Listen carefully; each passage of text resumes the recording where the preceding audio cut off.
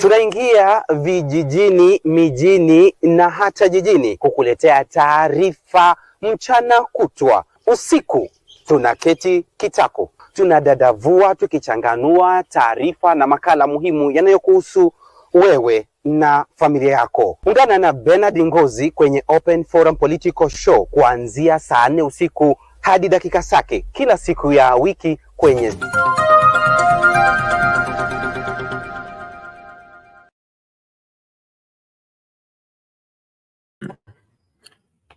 Well, good evening and welcome to yet another amazing show of the Open Forum Political Show here at Sound Candid Talk. We say good morning from this side of the planet. And it's 12:40 a.m. here in Nairobi. Welcome to Sound Candid Talk, Open Forum Political Show.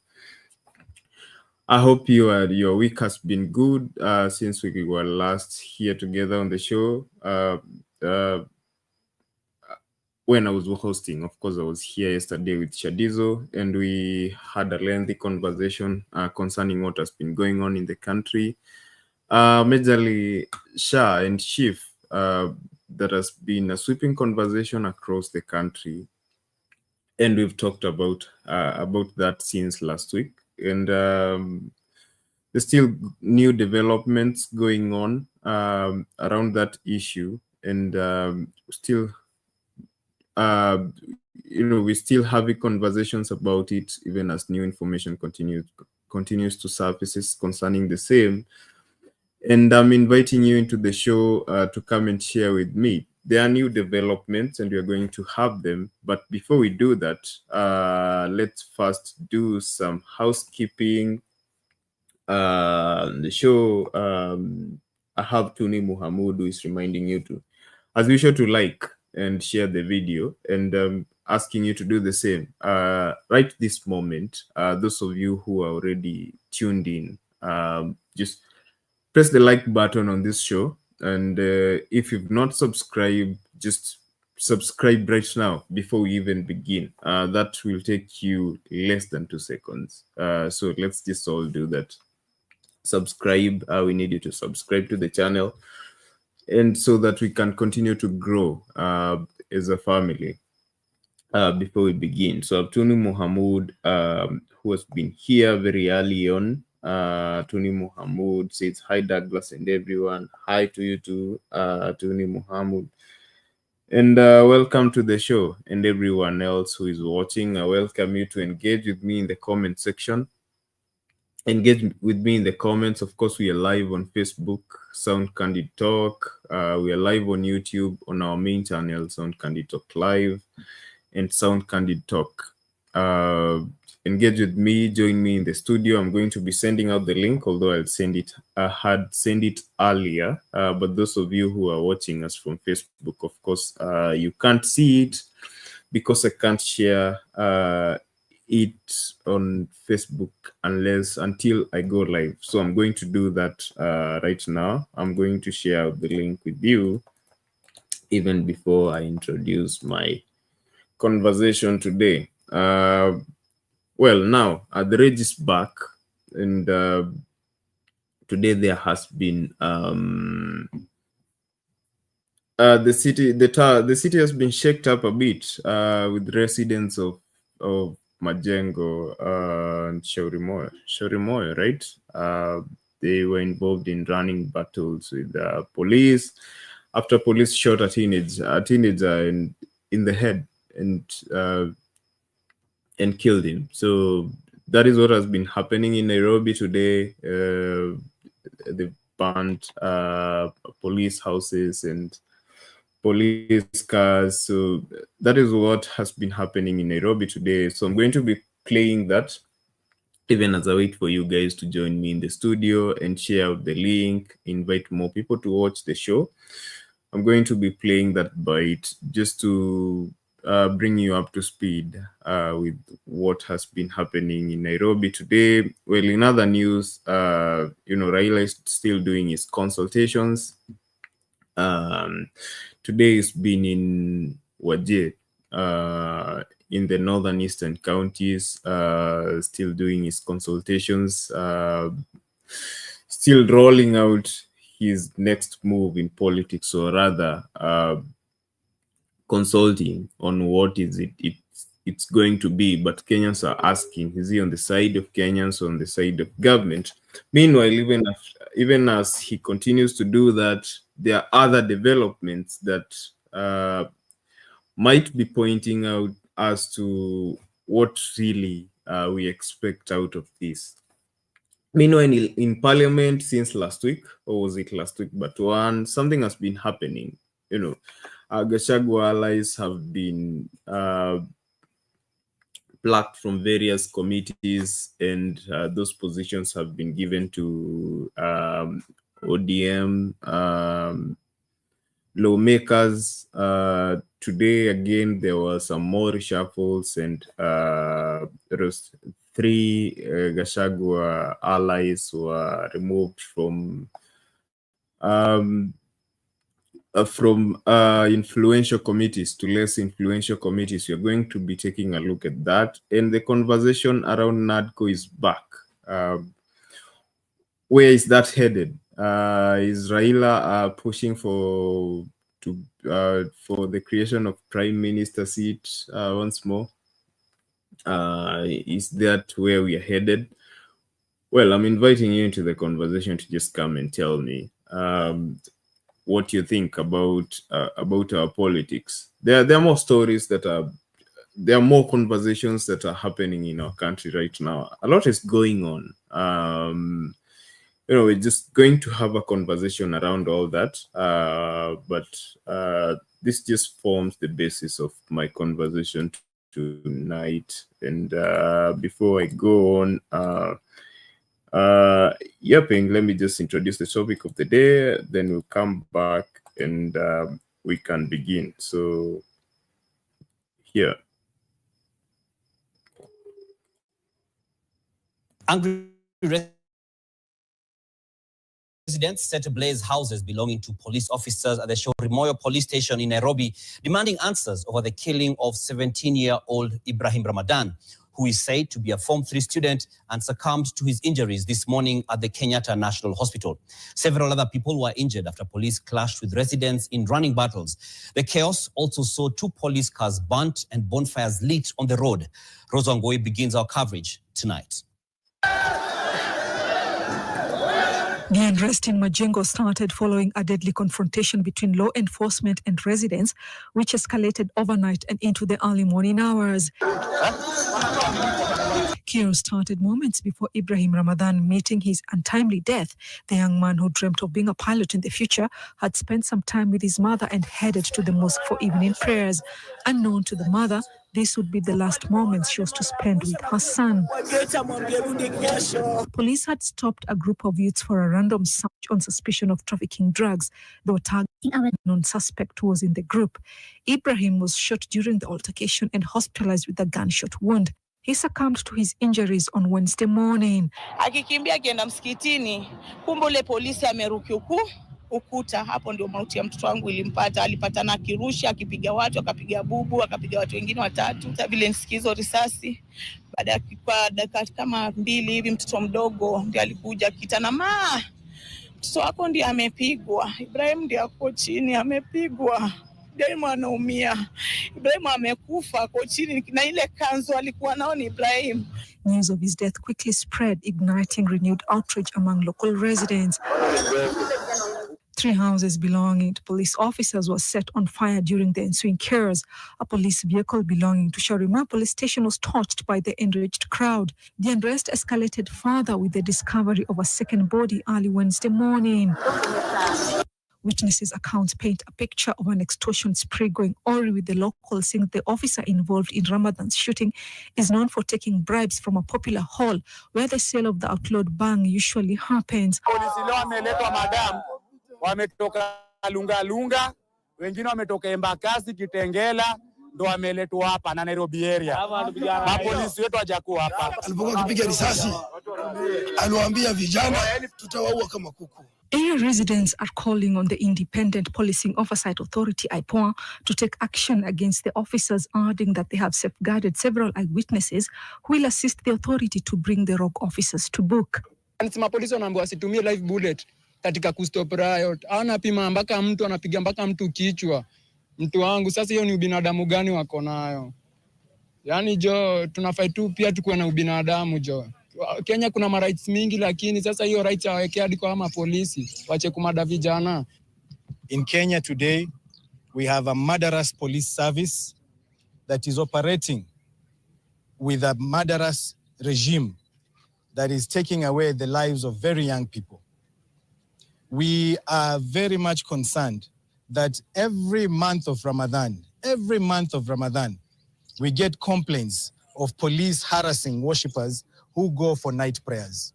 This is yet another similar incident that has now occurred. Although the area is calm, the atmosphere remains tense with heavy police presence deployed to prevent further violence. Rozongwe, NTV.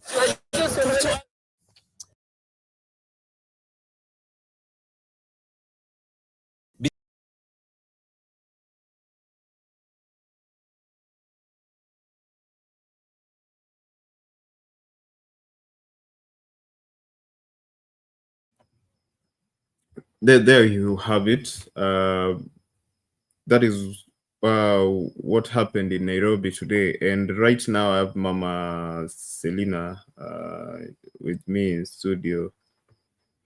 Mama Selina. Douglas, habari yako? Zuri sana. Good to see you. How are things uko uliko? Tunang'ang'ana, struggle. Huku ni kung'ang'ana. Wakenya mnapenda kulia shida, eh? Huku huwezi kula kama uchang'ang'ana, so you eat as you walk. Sometimes inatuforce tunaenda 2 shift. Sometimes unafika kama umefunga macho. Yes. Yes, nilitaka kwenda nasema pole kwa hiyo kijana. Naona kijana mdogo akienda msikitini akauawa. Hii mambo ya police sometimes inaleta shida because kwa nini wanarusha, kwa nini wanaua watu? Na saa ingine wanasema hata kama watu ni violent, upige risasi mkuu mahali mtu ataukua. So I think hiyo askari amepatikana. I hope so. Ndiye achukuliwa hatua because that one is a serious thing. Yes. Yeah. Alafu nimeona mambo umesema ya parliament, ODM, peak harvest in parliament. Wow. Najua sasa hii siasa ya Kenya iko mambo mingi na unakumbuka niliwaambia the moment una isolate wa Kenya. Unajua mambo ya media ni tofauti na crown. Yes. Yeah, so well, kama Gachagua ako nje na wewe ni ally yake, ukiwa kwa hiyo serikali una support it. Unajua inatakikana wale kamati, you serve the government of the day.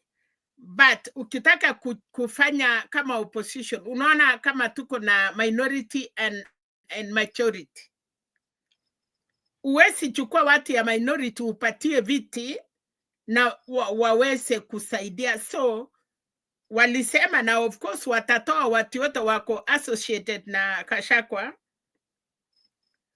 hili wa replace na watu wengine ndiye mambo iendelee, kwa sababu serikali wezi simama. Ingine nilikuwa nimeona baba leo wachia. Yes. Na leo ameuliza swali. Anauliza watu ya wachia mwenye alikuwa ameteka State House. Ameteka panya. Anauliza watu nikae na yeye ama nikue wapi? Watu wamekataa. So na mambo ya NATCO report itapita kwa parliament, kwa sababu unajua sahi niliwaambia juzi wale wana support Ruto pia ni wengi, wale wako ya baba ni wengi. So na wacha nikwambie mtu kama Gachagua when you are outside of parliament, watu wanakufuata na wa Kenya ni wako tofauti sana. Members of parliament wakiona wawezi kukufuata ukiwa nje. Kama ingekuwa 3 months to election ama 4 months to election ama 8 months, unaweza sema sawa, wacha nifuate mtu. Lakini kama serikali bado iko 2 years, almost 3 years, members of parliament watu watamuacha, because hakuna mtu atataka kuumia hivyo. Na kama for example watu ya Mrima wanaweza kubali kukaa opposition, lakini sehemu nyingine yote ya Kenya they cannot. Na ukiwei sasa, wewe angalia hiyo mpira sasa. Hata wale walikuwa natusiana, hata wale walikuanga wakali kwa hiyo machale nyingine, naona saa hii wanaanza kurudi chini, wanakombea, wanaulizana tiketi ya Ruto Raila na tiketi ya Gachagua nani, Martha Karua ama Matiang'i, ama tiketi ya Matiang'i Martha Karua, ama tiketi ya Omotata. Now guess what? Hii mambo itaenda vile unajua ni mbaya sana. Ukitaka kupigana na mtu Douglas, usionyeshe, inasemekana usionyeshe mtu unaweza kumupiga mapema, akipenduka atakumaliza. Ama ndiyo sababu wasee walikuwa nasema ukiona nyoka na una miti ya kuweza kupiga kichwa, usikuse, kwa sababu ikirudi itakumaliza. So ile kitu wa Kenya ama watu wengine tunataka Kenya yenye itaendelea.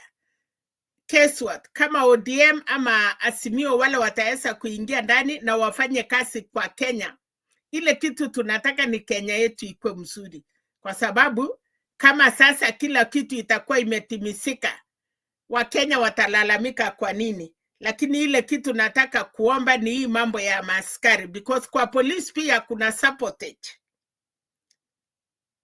na wananchi, kwa sababu mtoto mdogo anaenda msikitini, hata kama walikuwa na kunywa chenye wanakunywa na ni wadogo hawana funduki, hawana nini, mbona msishike ama mchue njia ingine ya kuweza kufanya? Si lazima kupiga watu risasi na kuua.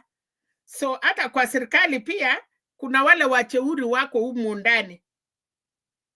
So naona pia kulikuwa na mambo huko Chapukati, walikuwa naomba Nairobi ama walikuwa Kitale ama wherever, funeral liko karibu.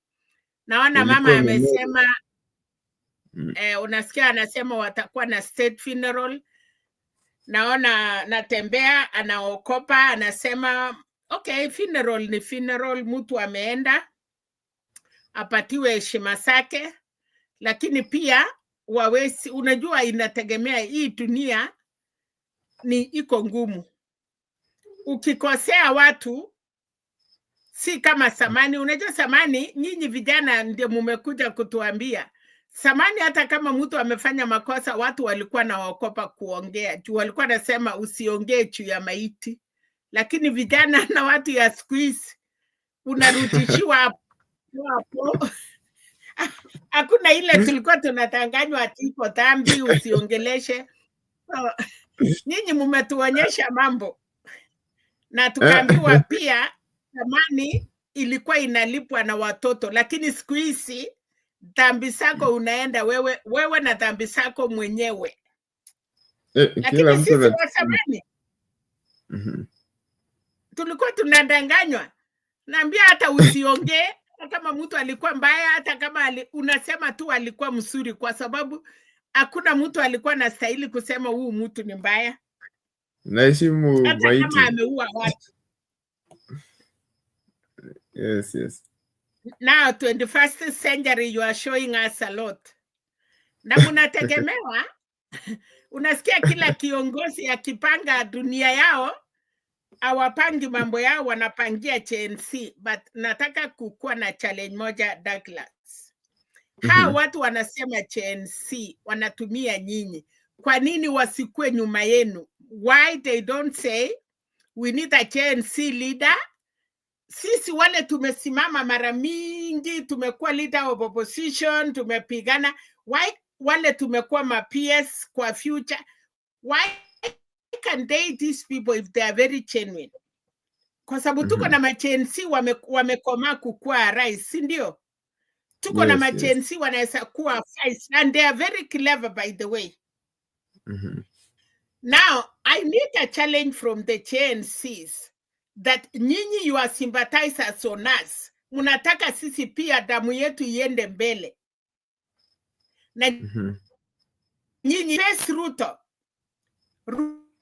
versus CNC. Mutachukua hiyo kiti ya asubuhi. But si Ruto na Matiang'i, si Ruto na sijui naitwa nani wa Mutata, si Ruto sijui na Matakarua, si Ruto na Kalonzo, si Ruto na nani. I'm just genuine. If you want to win this thing, mumekuwa kwa hiyo serikali, mumekuwa serikali ya Moi, wengine bado mko hai. Mukakuja serikali ya Kibaki, you are still leaders and you are still alive. Mumekuja serikali ya Uhuru. Mumekuja ya Kibaki ya Uhuru, sasa ya Ruto. And you still want chance.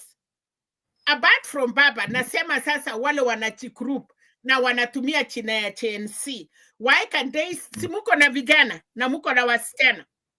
Why can these people say now, ata Wamunyoro? Kwa nini Wamunyoro asiseme, I want to pack CNC Kenya mzima, wachukue viti everywhere. CNC wachukue council, wachukue governor, wachukue women rep, wachukue member of parliament, wachukue mpaka rais. Then we know the love these people they have for you guys. But they want to use your name. Mtu anasema CNC, wakuja watusaidie. CNC wapigane. Munatofauti gani na hili Raila ametumiwa Raila kupigania nchi na hakuna mtu alirecognize. So the CNCs wherever you are, let us have two parties. Party ya vijana ya CNC na party ya hii watu ingine. The good people that wanaimba CNC usiku na mjana, let them see them.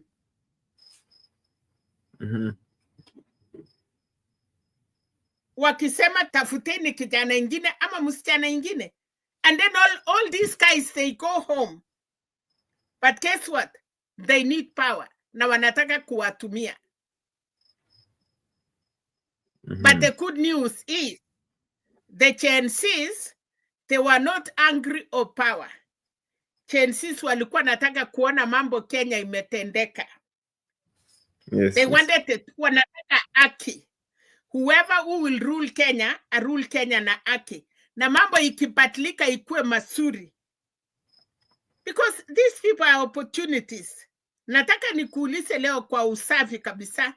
Tangu usikie siasa ya CNC 25 vile muna sifiwa na the other side. Is there anything good? Wamesema this town Nairobi, tunataka kupatia CNC. Huku mumesoma. But wanataka mukue mbele and then they come behind you. Wanachukua viti.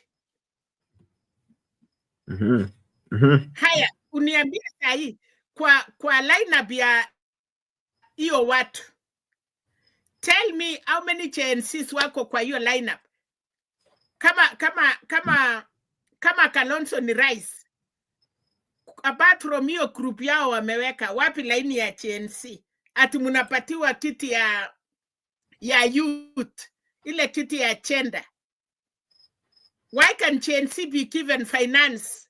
Why can CNC be given Speaker of National Assembly? Why CNC cannot be given even the President of Supreme Court? Because you guys, you are PhDs and whatever, you are learned. Mumesoma. But do you think these people can give you a chance? No. They will not. Watakaa chini waseme hiyo vijana wanataka nini? Kwanza wanatoka wapi? Who are their mothers? Where are they? Oh, hata ni watoto ya single mother. They will nickname you guys. But kwa sasa ni taracha. Wewe unajua taracha vile inatengenezwa ndio upande uruke ngambo ile. Yeah, true. I want you to, nataka ufanye research. Come back, we do that discussion. Leo ukuje uniambie out of 290 consequences. Hii group ngapi wamesupport TNC na kwa hii Murara kuonyesha ako na interest na kuna wengine. Are they negotiating with you guys? No. They don't. But why are they using your name? Thank you. Thank you, Mama Selina. And I think unaweza refresh your browser. I think kuna a lag in your video, but anyway, umeuliza maswali kadhaa hapo. Unanisikiza kwanza? Yes, your audio is clear. Ni video naona imekwama. Jaribu refresh your browser, see if you can. I don't know. Wacha ikwame hivyo tu, labda nikikusa. Unajua pia as we are here, usifikiri kuna watu wanajaribu kama jana I was here the whole day, but I could not even come in because nilikuwa najaribu inanirusha nje, hata hii kukua inaonyesha. So I think the way people are playing to mimi nilikuwa wakati mulikuwa na Shatiso mpaka wakati Reverend Lala aliingia, but imagine I could not. Najaribu kwa simu yangu ilikuwa ingi, najaribu kwa laptop I could not imagine kuingia. Okay, yes. Lakini tunakupata, your audio is very clear. Anyway, Okay, let me stay like that. If you think kama ni nini naweza toka kwa video, then ama nionekane hivyo tu for the time being, ikilete shida I can do without it. What do you think? Okay, we can work with it that way, but I think you can just try and refresh your browser if you're using the browser, see if it will fix that. That's what I'm saying. I'm worried if I try, I may not come back in because I know what I went through yesterday. Okay. Then we can just, as long as your audio is clear, we can hear you clearly, then you can just work with that. Anyway, acha nimkaribishe Omolo pia atusalimu. Molo. Yes, Douglas. Long time no see. Yeah, long time because tumekuwa saa zingine tuko hapa na pale, sometimes on different platforms and trying to discuss matters that are coming up, see which one we can take head on, which one need to be, done what, but tuko too active in what is going on around. Na it is always good to be on this platform. I commend, it has always been consistent in discussing matters and affairs of the country. So kudos, and happy to see Mama Selina. Pia amekuwa also consistent and everyone, wengi ambao tu nimewamiss hapa. Watu wengi sana nimewamiss, hata sijui wengine wako wapi, but maybe watakuja baadaye.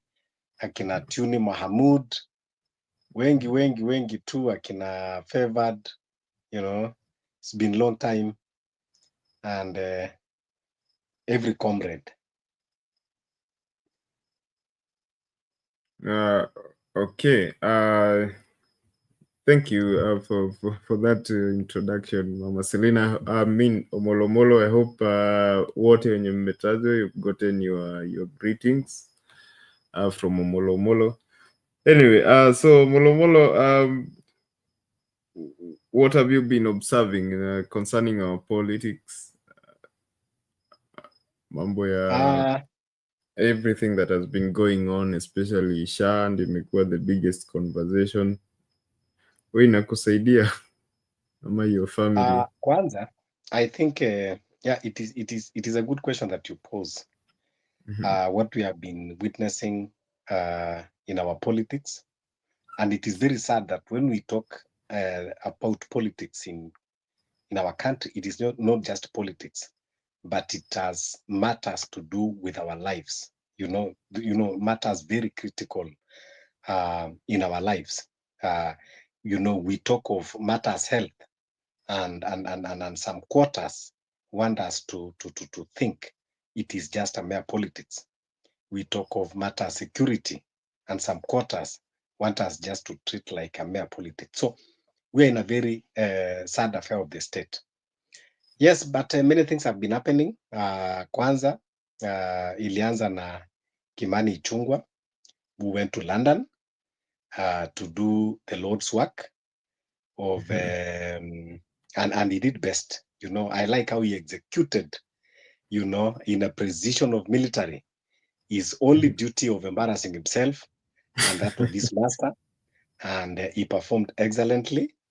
And so huku nyumbani sasa, I want to agree with Mama Selina on few things. Kwanza, I want to agree kuwa the conglomeration of all these old politicians cannot bring change or the desired change to this country, whether it is on Munyoro side, whether it is Kasongo side, and Agwambo. They cannot inspire change. This is a dead horse. What happened is, when you are mounting a dead horse and it dies, there is nothing you can do. If you want to change the saddle, if you want to clean that horse, if you want to bring proper food to change the diet, nothing you will do. What you just need is dismount yourself from that horse and leave the horse to rot there, or perhaps you can just maybe look for somewhere, dig a hole, bury that horse, and continue with your journey. But if you are waiting for a dead horse to wake up and carry you to your destination, you might end up waiting forever. So, and this is actually what is happening now in the current state of our country. We have a dead horse, but where a lot of people thinks that maybe sijui tunahitaji kuleta chakula gani tumpatie, maybe sijui tukimosha, maybe sijui tukimbadilisha viatu ilikuwa imemfinya. No, it is a dead horse, can never wake up. And Mama Selina also ameongea kitu ya maana sana about the Gen Zs and millennials, kwamba kuna watu wana underrate, they are not given this position. And I want to assure Mama Selina that I think this generation, the millennials and Gen Zs, they are very much aware that leadership is something that you have to fight for. And they even learn that not only from the books, but by experience.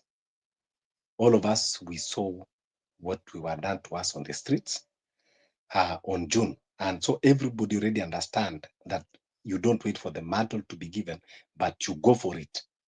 So in as much as William Ruto and these other politicians, they have tried their level best to try and, divide the youths along ethnic tribal lines, or trying to bribe others, but it is not going to solve the problem.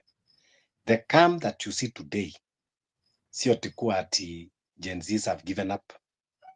No. Or you think that everything is okay now. In as much as William Ruto now can go around the country akiwa juu ya gari na akiona watu wakipiga makofi, haimaanishi kwamba ati things are okay. Things are definitely not okay. It is just a calm before a huge storm. What happened today in Majengo? When you see the hunger, if you want to know that things are not okay, if you want to see the hunger and the frustrations on the masses, unajua kwamba things are not okay. If things were okay, people could have just wait and said, okay, we want this officer arrested. But because people don't have faith in the government anymore, and that is why anything that happens, it sparks anger.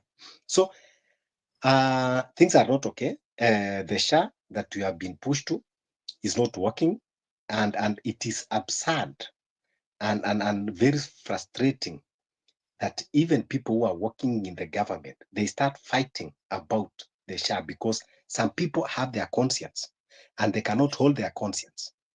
Their conscience is judging them. Ukiona that lady, the controller of budget, the COB, coming out clearly and said, look, things are not well here. Pesa ya SHA haijulikani iko wapi, haijulikani iko na nani, haijulikani ilibebwa lini. Those are the questions that people ask. And si pesa ya SHA peke yake, kuna pesa ingine inaitwa sijui road levy, haingii pia katika consolidated account, haijulikani iko wapi, haijulikani iko na nani. Unaambiwa SHA system inanunuliwa 104 billion. Can you the system ambao ungeweza kupatia vijana tu hapa KU, only two Gen Z hapa KU, and they control the system for you and their comfort in the hostel very well. Hapa nyumbani tulitengeneza system ya M-Pesa ambao now it is celebrated worldwide. Then you want to tell me that we don't have really educated good youths that they can manage this? No. It is because these people, they know what they are doing and they know what they want to benefit. And another thing ambao uliona kwamba inaendelea, juzi umeona rais anaenda kanisani, anaenda anapeana 20 million. Even as you are questioning about the 20 million, anaenda, I'm not even, let's say that 20 million sababu amezoea kuiba, but now for him to go and pronounce in broad daylight kuwa is allocating a KDF land to one single individual church, not even if it is a church, a community church kama kina Catholic, kina this you can say a church organization that at least have, but this is a personal business, and then you are going to allocate 20 acres of land. Number one, where does he think that he have the powers to allocate the land? Nafikiri tulitoka wakati wa Kenyatta na Moi, ipo as a president kwamba anaweza enda allocate, and hii ni shamba ya KDF, not even kwamba ati ni, and then ikiwa hivyo sasa kesho Douglas na wewe ama ndugu yetu this our brother Bernard wako na church yake. Sasa tunataka pia Bernard naye kesha akisimama amuite president aenda hapo karibu na kamiti afungue church, alafu mwambie rais, hata mimi nikatie 10 acres hii shamba ya kamiti hapa nijenge kanisa. Mama Selina naye aenda afungue ingine aseme nikatie hii shamba, itakuwaje? Is this really how to govern this country? So ile kitu ambayo sisi tunasema baba tunamheshimu, na one of the few people ambao wanasema namheshimu baba in his personal decision. He have the right to make his personal decision. That is okay. He's a human being. He can make his personal decision. He can make mistake. He's a human being. So, but that is mistake. He should own his mistake. And so, hii mambo anatuweka suspend hapa, sijui we are waiting for direction. We don't need direction. He can continue directing Kasongo and let them continue directing themselves way out of State House. But us, we know what we want for this country. We want change, and we want a better change. So lastly is that I think people should not downplay the Gen Zs and millennials or kwamba sijui. We know what we are doing. We have seen, you have and you have witnessed a lot of people now. Wengi wanajitokeza katika member of parliaments, katika senatorial position, including me, that very soon I'm going to announce where I'm going to buy, and it is going to be very tough. That one need prayer, fasting, and even spiritual intercession, because it is a tough race. But we have seen a lot of people coming out, fresh energies, and saying that they are ready to provide the alternative leadership. But the point is not only just coming out to buy, but also when you are saying that you are coming to be an alternative, you don't just come because there is a vacuum. No, you come with something that you have. You have also to tell us, what do you bring different, and what do you think, you can inspire the change that you have been missing. Don't just come because you are Gen Z or you are Gen Millennium, then you say, oh, I'm Gen Z now, give me. No, it doesn't work that way. That's what we are saying, that When we are asking for change, it is not about the age bracket, but it is about integrity. It is about accountability. So we are not just saying that we want change, just we want to remove the old people. No, we still have few old people who we believe they have integrity, they are transparent, they are accountable, and they have vision for this country, but they have never had that privilege to be in that space. So we cannot just say that we have been downplaying, or we say now it is generation this versus generation that. No, we are not in this country to compete, but we are in this country to bring ideas that is going to carry everyone along, irrespective of your age. The only way that we are going to do this versus that is we are going to be leaders with integrity versus these thieves and criminals on one side. So if you are a thief, it doesn't matter which generation you belong. If you are a corrupt, it doesn't matter which generation you belong. Even if you are 19 years and you are corrupt, we treat you as those other corrupt. And if you are 70 years and you have integrity and you are clean, then you are with us. So in these two elections, it is a two race. I want to agree with Mama Selina, but it is not about generational race. It is not about wealth race, but it is about leaders with integrity, Kenyans who want change versus the criminals, the thieves, and the status quo. That is the position where we are. So another issue that we are having, and it is very important that we should be discussing, is about the credibility of the IEBC. Because in as much as people are talking, even these leaders that they are regrouping, they are not honest, they are not sincere. Mtu kama Kalonzo atazunguka Ukambani, akichoka anakuja kumalizia media. So mtu kama Wamunyora atazunguka milimani, akichoka anamalizia Inoro TV. Now we have a serious problem. The IEBC, it is something that we as Kenyans, we need to scrutinize it.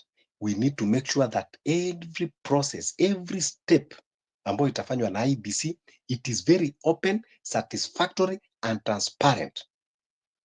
Sababu we see now things like SHA is not working. The other time tulikuwa na shida na fertilizer. Now hatutaki tena tuletewe IEBC because IEBC don't have that laxity to gamble, to politic, and to say this.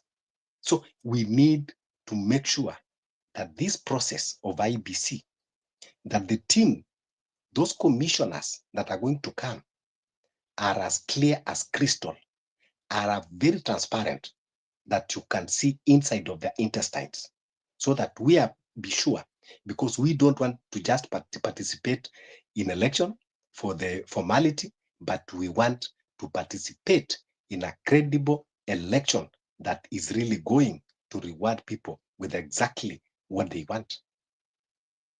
Kwa hivyo, hiyo ndio kitu ambao it should be our focus for now, and it should be a narrative, it should be a national agenda. Some sources that are not verified are saying there is a possibility that it might be there will be no election in 2027. And it will not be William Ruto that is going to postpone or parliament, but the IEBC itself is going to postpone election. It happened before in 2012. We were supposed to hold election in 2012, but it was pushed to 2013. So there is a possibility that this might happen. But if it is going to happen, that is another thing, and we are going to see for that. When it comes to ID issuance and registrations, and now that there is a controversy about the abolition of ile mambo iko katika our borders, about the vetting. So these are another controversial issues that we want to know how many people will be given IDs, new registration of IDs, and then we can match with new register of the IEBC. So you see the time constraint.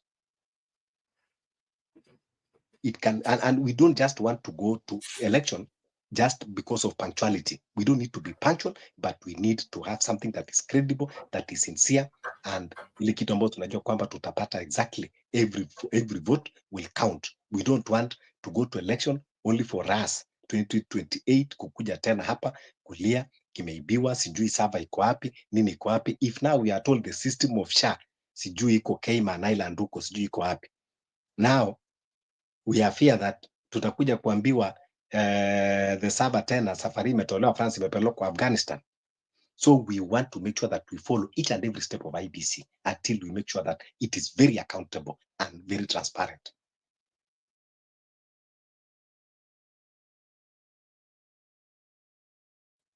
So I yield mic, Douglas. Thank you, Molo, for that very exclusive overview of everything that is going on, and for that introductory. I have Lala. Lala is trying to join, but I think there's an issue on his end. I don't know. Yes. Lala akiingia, wacha niulize Amolo amesema hata yeye atakuwa candidate. So swali yangu kwake ni kwamba constituency atasimama kama millennials ama GNC. Umai kuwa na umeiongelesha vijana waweze kukata kura, or how are you playing with your coming up in 2027, if at all we should have election? Thank you, Mama Selina. First is, you know, there is this notion where we are made to believe that, you know, election is very complex, is very difficult, you know, like vijana kukata kura, it is actually an exercise that can be done even in 2 weeks. But yes, of course, what is there is that every youth, we have been discussing online and offline. And everyone knows very well that they need change. And we have been discussing on ways to inspire change. I'm not saying that I just want to lead. And I am among many people that they want to bring change. But we are going to sit together, consolidate ideas, and continue going to the people. And the ultimate decision, itakuwa watu from that constituency, waseme, this is the decision ambao tumefanya. Of course, ile kitu ambao hatuwezi, kama mimi personally siwezi kuingia katika all political parties, because number one, you must be driven by principles and ideologies. These old parties, the reason why we are where we are today, it is because of their poor policies, poor political decisions, and you know, poor management. So we now have to make decision, very hard decision. If I cannot fit in a new outfit, we can even go as an independent. But yes, we have been having those consultations. But when it comes to registration of you know, voters registration and IDs, it is something that is easy to do. The youths we have now, they are very much informed. They know where to acquire those documents. But now it is a matter of this government. Waache mambo ya kudilidaling na constitutional rights of people. The issuance of ID services and ISO documents ambazo they are very critical. They must be made to be available, you know, available and you know, not to have a lot of bureaucracy. It has to be easy to get those critical documents that you need. So tunafikiria kwamba kama kweli hii serikali iko kweli nataka kusaidia watu, wacha wapeleke hizo services, you know, karibu kabisa na watu. Tunataka kuona hata IDs zikiwa zina, you know, a clerk akiwa kwa nyumba kwa nyumba ya mzee wa nyumba 10. You know, it can be done. Watu saizi wanatafuta makazi. Umeona watu wanaenda wanapanga laini, wanataka kwenda ukaibuni, kwenda kuteseka huko. Na sasa simuandika a lot of clerks wa ID. Hata unaweza kuwa wanazunguka kabisa, mtu anaregister mahali yuko kwa nyumba ama mahali kwa bodaboda stage.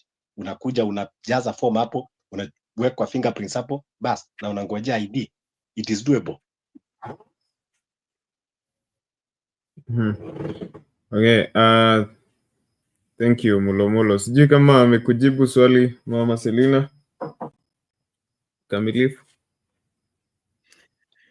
Yes, amesema vijana wanajua what they are doing, na So kama vijana wanajua lazima wakate kura alafu wako ready kwa 2027, that is okay. That is what we want, because kama wewe ni unasimama, you need to know your voters. Na amesema independent. Well, independent saa ingine tunakuwa naye not because umesimama independent. Wale wanawin kwa independent ni wale watu wamesimama kwa chama na walikuwa na majority, alafu chama inamunyima nomination, inapatia mtu mwenye unpopular. Mama Tela, sijasema independent. Sijasema independent. Nimesema tu people can go even independence, but sijasema independent. Of course, tuko na chama. We have a political party ambayo iko associated na Gen Z, inaitwa Inject Party. This Inject Party ni chama ya Gen Z. Ukiona Morara akizunguka, remember kwamba bado tuje launch the party, Inject Party. No. Tujetuma Morara kama flag bearer, but it happens in every political party. So akina Morara, they are there as interim leaders. By April, May, June up to July, we are now going to launch our party. We are going to choose the leadership, and we are going to have a consensus on who will be, a flag bearer of our party. Kwa hivyo, mkiona Morara bado anaenda tu pale in an individual capacity, lakini nakwambia Gen Z, we have a party, that Inject Party. It was funded by us, and it was created by us. It is our ideas. So consultation niko very widely. Hiyo party bado tunai consolidate, alafu tutakuja sasa to work the leadership in place to to formulate vizuri, alafu sasa ndio tuweze kuchagua our flag bearer, and then we can make ultimate decision whether our flag bearer will go alone or will go with who and how we are going to do it. So that is one party. Okay, thank you, Omolomolo, and that's what I love to hear. I want to hear more young people just, being assertive that they're going to run for office. And if there are other young people out there listening to me, you people, and then mchukue votes. Maybe I'm speaking as someone when I already have my vote with me. Told you earlier, some few weeks back that I took my vote 2017. Although I've never really voted, but this time, of course, I'm going to vote.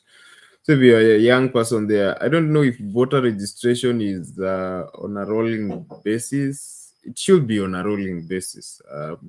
I don't know. Come back to that, Omolomolo. But for now, let me just welcome Lala to say hi to us. And he's been having an issue with this gadget. So if Nona hears that fixed now. Lala. Welcome. Yes, Douglas, it's good to see you, Mama Selena, and Omolomolo.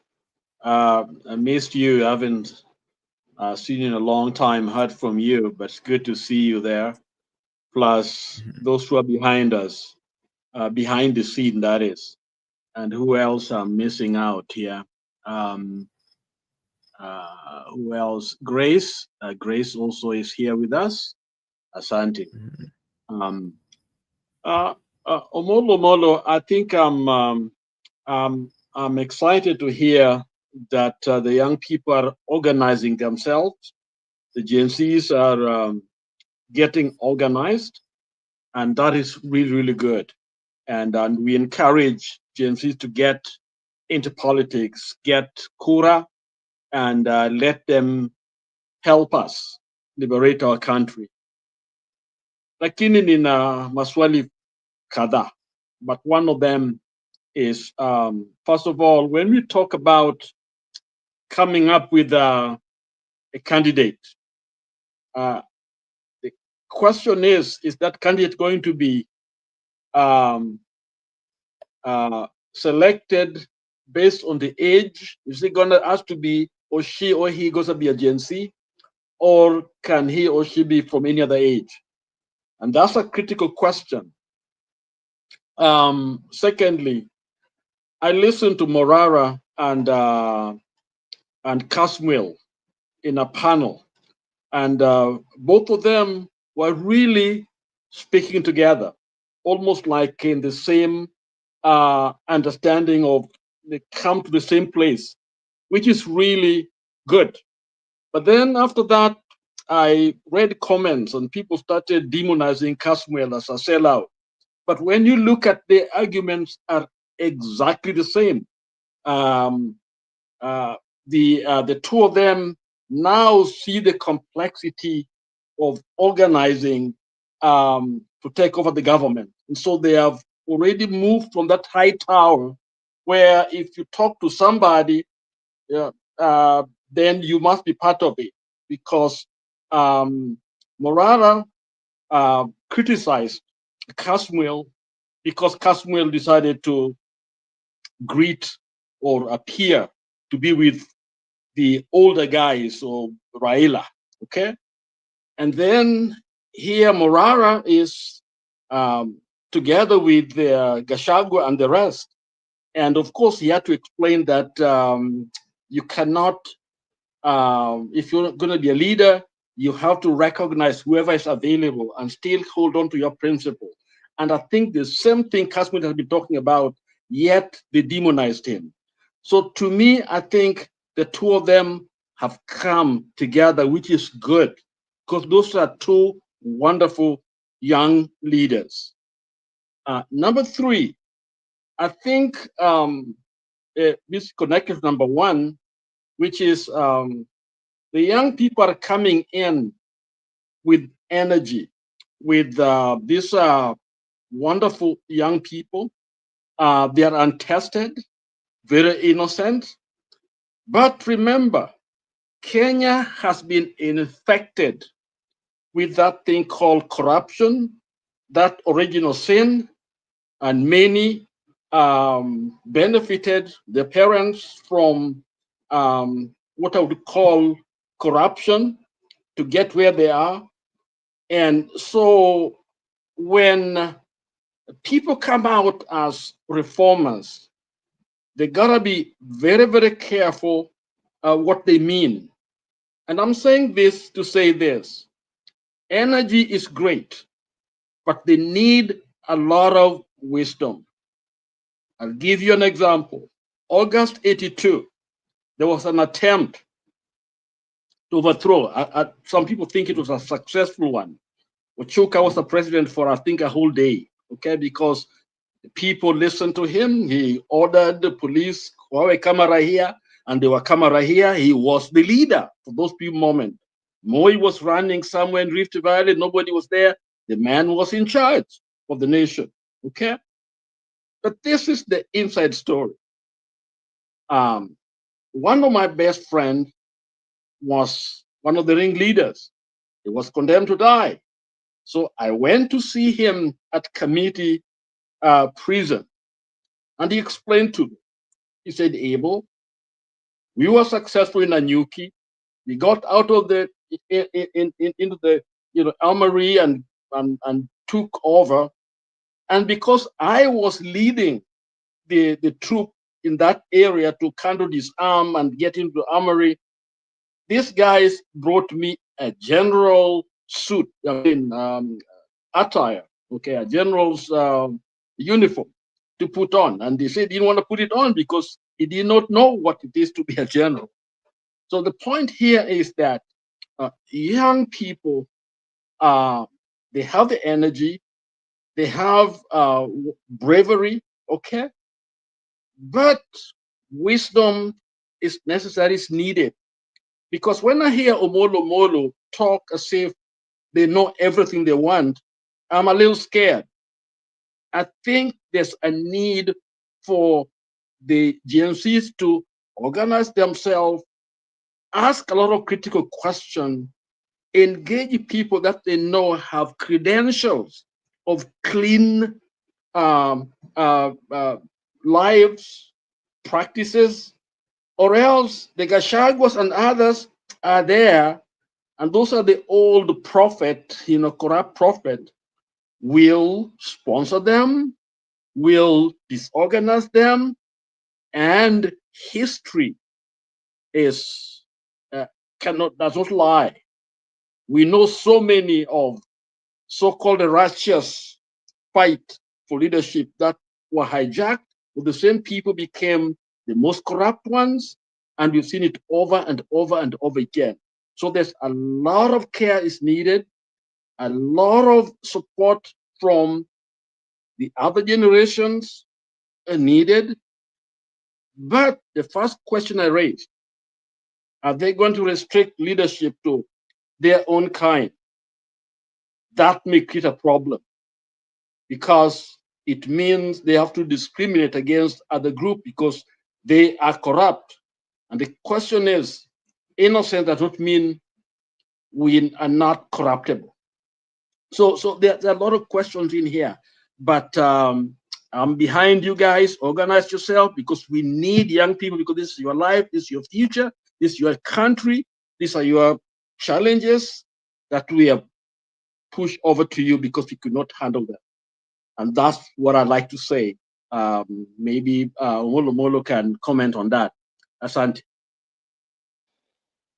Thank you so Okay, much. thank you, Lola. Before we move on, I think it's only right I give Omolo right to respond. Molo. Yeah, you can hear me? Yes, we can. Thank you so much, Reverend Lala, for that wonderful submission and the inputs. And I will go to your question. First, you ask whether the nomination or whether we are going to use a party election to choose a candidate, whether it is going to be restricted to age. First, I would say this, because even as per the constitution, when you are registering a party, it should be all inclusive. And that is why when we attempted first to register a Gen Z party, we were not allowed because it was not inclusive. So, a party should be inclusive of age, of gender, people with disabilities. It has to carry the whole society. And so that is our principle also as Inject Party. So I said earlier, Reverend Lala, that in the Gen Zs and millennials, we have people of spitting image of the status quo. We have William Ruto inside, we have Gachagua inside, all those corrupt that you see, we also have in this. So you cannot say just because someone is young, is clean. That's why I said the first priority is integrity that we are going to, and the passion to lead, because the problem that we have sometimes, there has been that narrative that you could see a leader said, nimefuatwa na wazee nisimame. We don't like that kind of nimefuatwa. We want you to be pushed by your passion and the love of the country and the love to lead. Then unakuja unasema, see, Kenyans, I am here. I want to do this for the country. I want to lead. I want to give my expertise on this. I have the capacity to do this. That it comes from your heart, not like it's like you are coerced to do it. So, yes, but in as much as we know that our population is comprised of 70% who are youthful, so the party also is going to have that 70%, leadership. But of course, I want to agree with you that, of course, we need experience, we need wisdom, and we cannot say that we are locking out, everyone. Not every other generation are corrupt. There are, people who are corrupt have been having the position and they are corrupt. So you cannot say that we are locking out everyone. We have people that we have been interacting with. We are not saying that they are part of our party, but we have been interacting with, people like Kivutha Kibwana. We have never seen something bad with him. We have been interacting with somebody like Okiya Omtata, who is he has been doing his activism very good for long. Those are people also are saying that he can be president.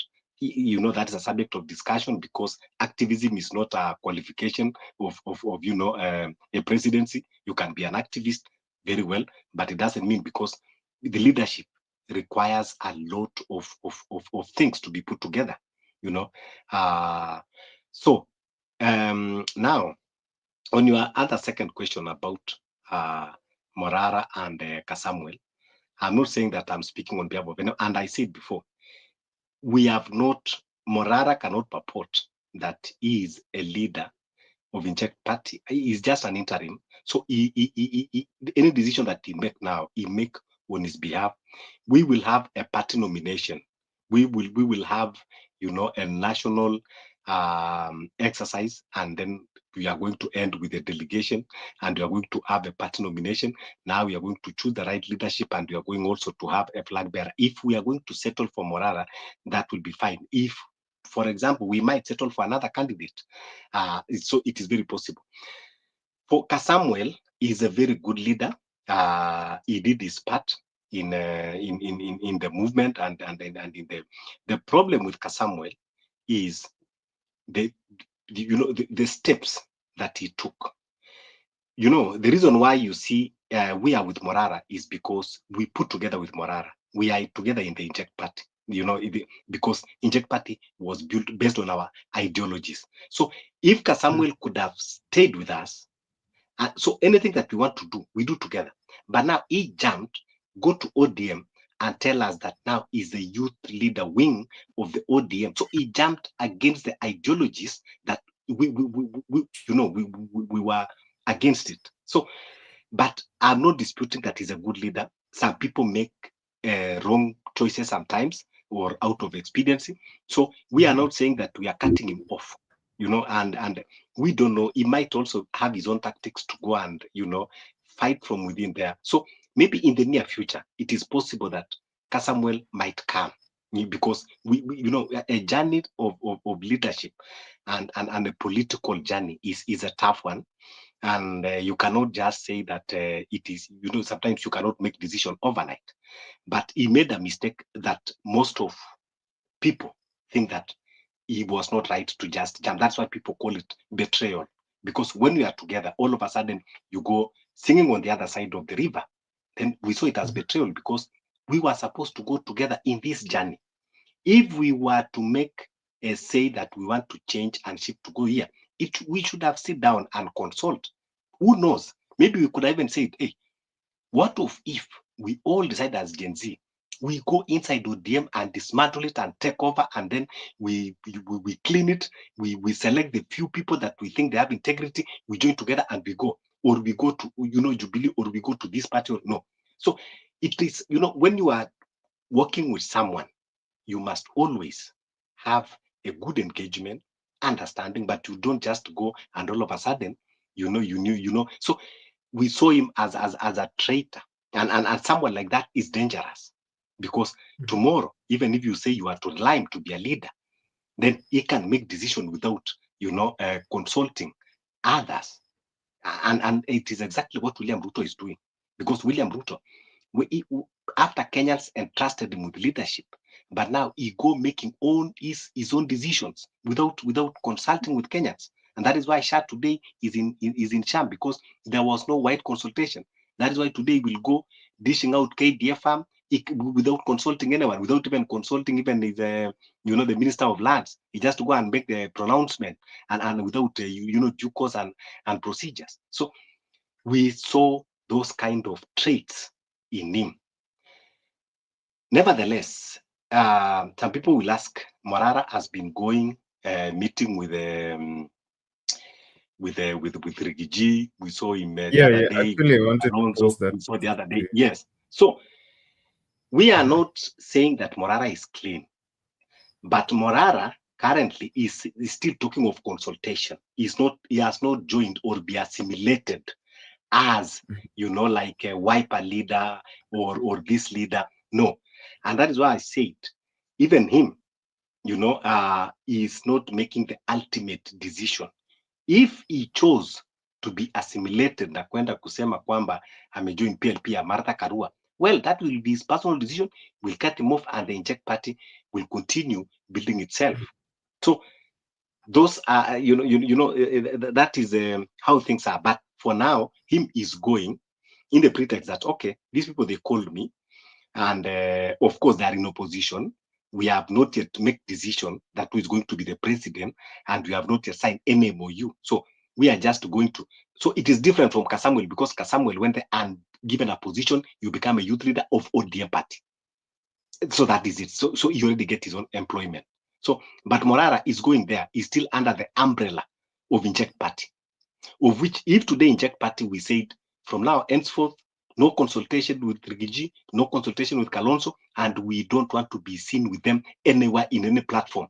So if he's going to make a step further, then he's going to make in his own capacity, and we're going to discipline him as a party.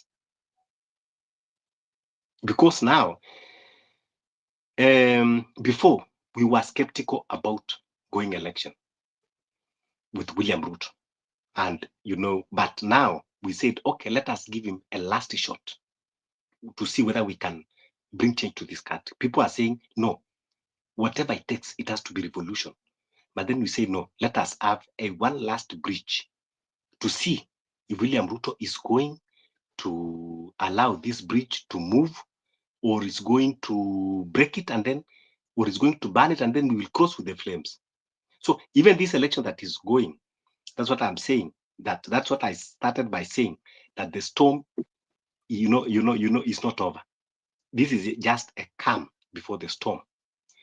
This is a last bridge. If William Ruto is going to meddle with this election, or this election go how it goes in a way that people will have question, it is going to be different, because youths, they just decided that let us give it a shot. But we are expecting that the government is going to handle this election with a lot of care, with a lot of integrity, and they will not play in a manner that they think they want to downplay the youth, or they want to scheme a plot that they are going to rig themselves, because that will attract something different, something that can be ugly. So it is good. That's why we are saying, even in the IBC, in fact, even the the representation of us was not there. But we said, okay, since they already started, and that is why after the commissioners, we want to see a very wide consultation, and that make everybody, satisfy everyone that it is going to be credible, and every move that is made by this commissioner should be transparent. When they are going to procure, we want to know, because even as we have our contribution, when it comes to BVC, is it going to work? Should we adopt another system, but do we have that time? Because people even are talking of blockchain system, but do we have that time? Do we have, and is the government going to give excuse that there is no enough funding? So there's a lot of things that need to be fixed.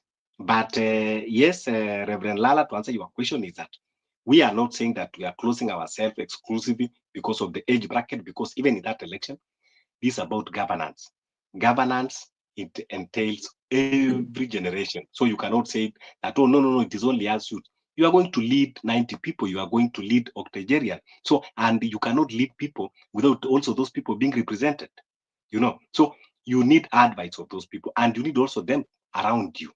So we might even settle for someone who is older to be a presidential candidate. It is possible, And in any case also, some leadership also need experience. You see what Sakaja is doing. He's a youthful, but you see the mess that he's bringing in Nairobi.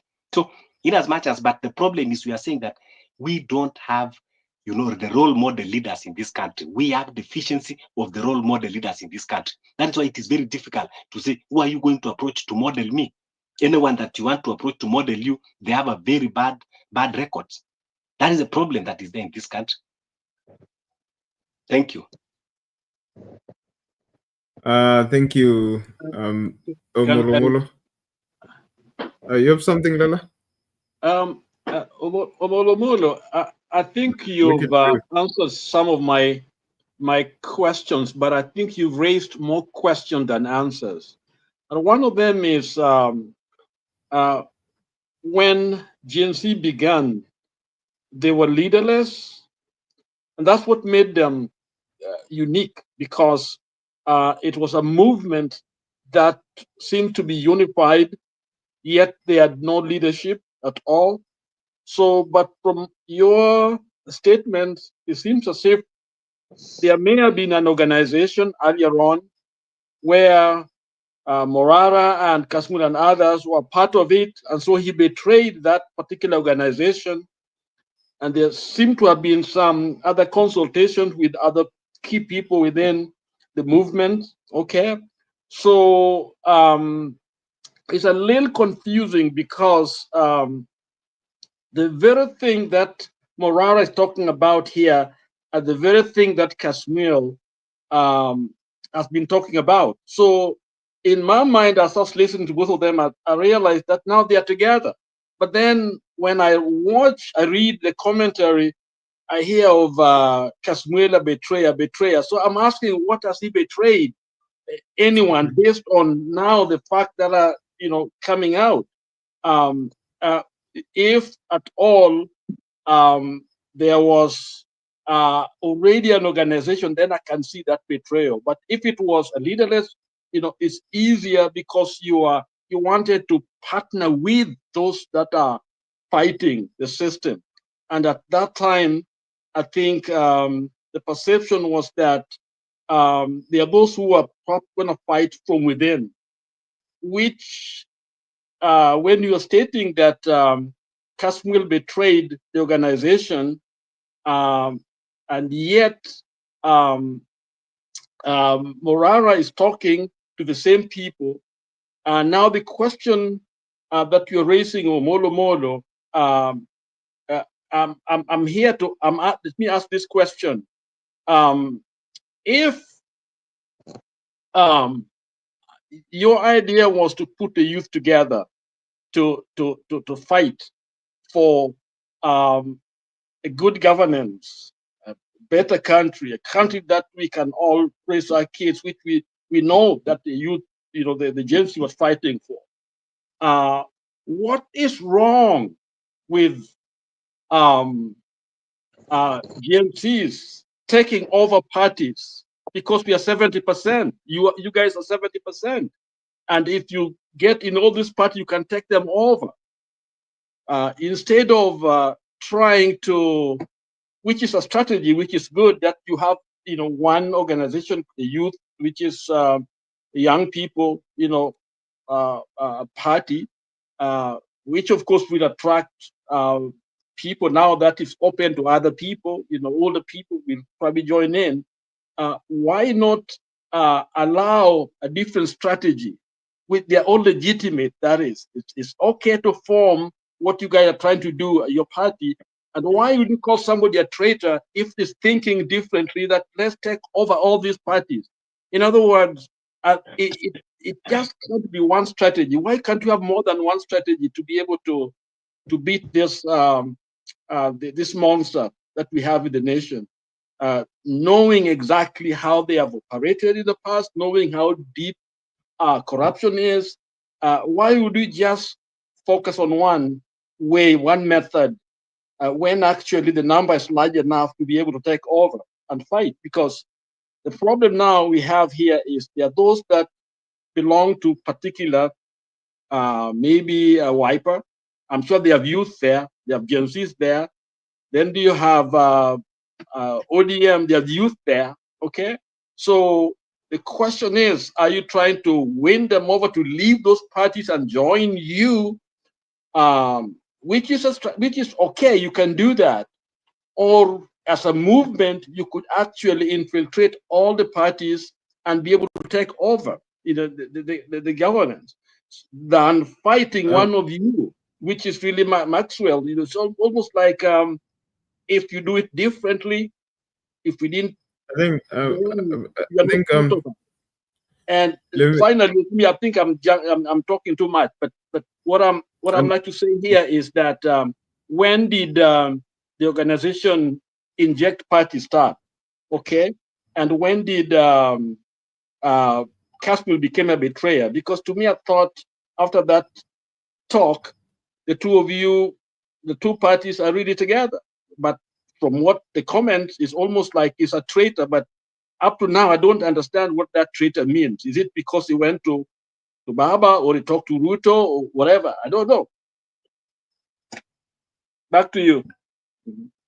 Okay, thank you, Lala. I think we've had this conversation before, not once or twice, and you know, I've tried to explain from my point of view, but I think that the thing that we were really trying to change in this country is our politics, and seeing one of us, because we were able to push for such immense change within less than a year. Really, it was just a couple of months, because we came with a fresh view of our politics and our governance in general, and seeing one of our own move to the other side to join the people, the very people that we wanted to either do away with or just try to change how they do our politics, and they call it mentorship,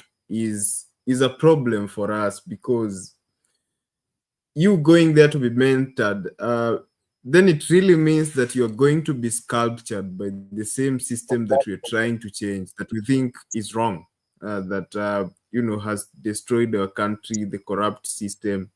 You're going to be taught how things. Have you ever walked to any public office and you're told that, no, this is how we do things, and it's wrong what they're doing, but they tell you that this is how we've always done things. So you moving to that side means that you're going to be taught how things are done. Then you're just going to take that and you're going to bring it forward, and it's that grapevine is still, it's just going to extend, and that is what we initially had an issue with. That is one of the things we had an issue with. But I wanted to move on to the next item. Actually, I wanted to play a bite, then I bring back you people. I have Jakin Dube with me now, but before I invite him to say hi to us, let me just play this bite. Then we'll come back and ODM MPs are expected to take over committees chaired by the impeached former Deputy President Rigathi Gachagua's allies. At least 5 chairpersons of the National Assembly committees allied to the former Deputy President have been demoted and kicked out of all powerful House committees, even as the purge on his sympathizers now extends to the National Assembly from the Senate. As our political affairs reporter Emmanuel Toh tells us in the following report, Kiharu Lomeka Dede Nyoro, who has been chairing the powerful Budget and Appropriations Committee, is likely to hand over his role to an ODM MP, even as more Gachagua allies are bundled into less lucrative committees, such as the Catering Committee. They are changes that have been long coming. Days after the purge at the Senate that targeted at least 5 chairpersons of departmental committees allied to former Deputy President Rigathi Gachagua. Wednesday was the time for Gachagua's friends in the National Assembly to face the guillotine. In the changes moved by National Assembly Majority Whip Silvanus Osoro, at least 5 Gachagua-leaning MPs have been relegated to Member Services and Facilities Committee concerned with catering services for the legislators. They include Githongori legislator Gathoni Wamushomba, who has been chairing the Constitution Implementation Oversight Committee, Roysambu MP Mwafrika Augustine Kamande, who skipped President William Ruto's Sunday service in his constituency, Naivasha MP Jane Kihara, who has been in the Lands Committee, and Mumias East MP Peter Salasia. We didn't look at this, what people could imagine, perhaps that, political pronunciations outside there, political persuasions. Others who fell from glory and downgraded to less powerful House committees include Embakasi North MP James Gakuya, who is now a member from being a chairperson of the Trade Committee, Gatanga MP Edward Moreo, Juja MP George Koimbori, and Kajiado North legislator Onesimus Ngogoyo. They were all moved to the Parliamentary Broadcasting and Library Committee. I have been a member of this committee and I cannot remove in the manner in which you want to remove me. However powerful you might be, Mr. Speaker, it is not correct. go and do those things in the County Assembly of Kajiado, not in the National Assembly. Spend your time in the National Assembly discussing matters of greater importance to the people of Kajiado. Others who were asked include Runyenjes MP Eric Karemba, Manyata legislator John Mukunji, Major Donk Gadhiru of Embakasi Central, who were moved to the Constitution Implementation Oversight Committee from more powerful committees. Mwala MP Vincent Kawaya, who chaired his last session as the chairperson I've really tried my best thinking of the National Assembly Energy Committee Wednesday, was also moved to ostensibly create some space for the ODM MPs who are warming up for the seat under the broad-based arrangement.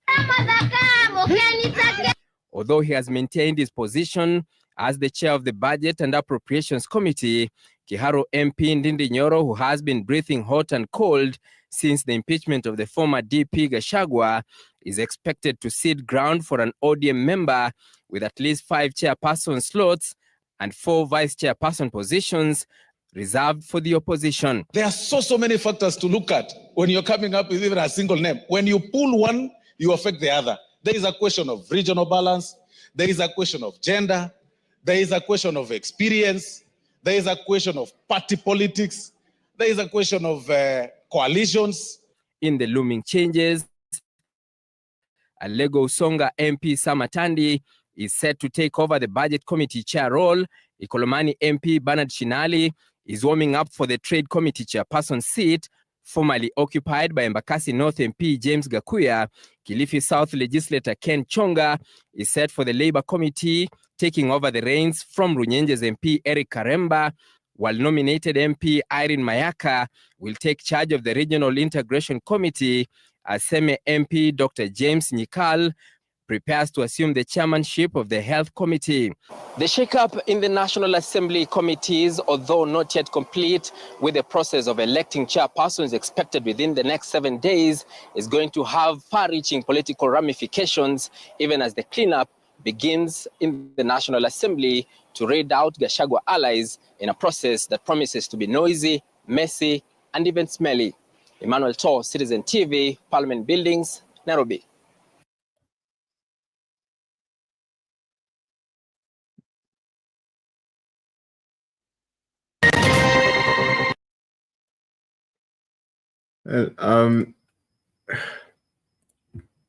Well, there you have it. I just wanted to play that bite before I bring back you people. Then I think I'll give the chance to Jackie Ndube to say hi to us and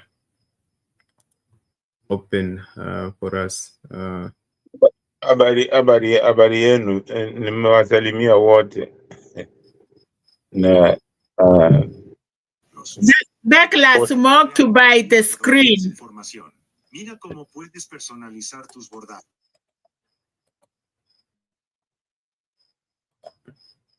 Yes.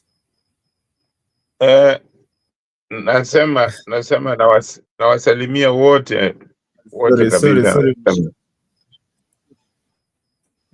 Jackie Ndube, nilikuwa nasema Douglas okay, that's fine, thank you. Yes, ndio.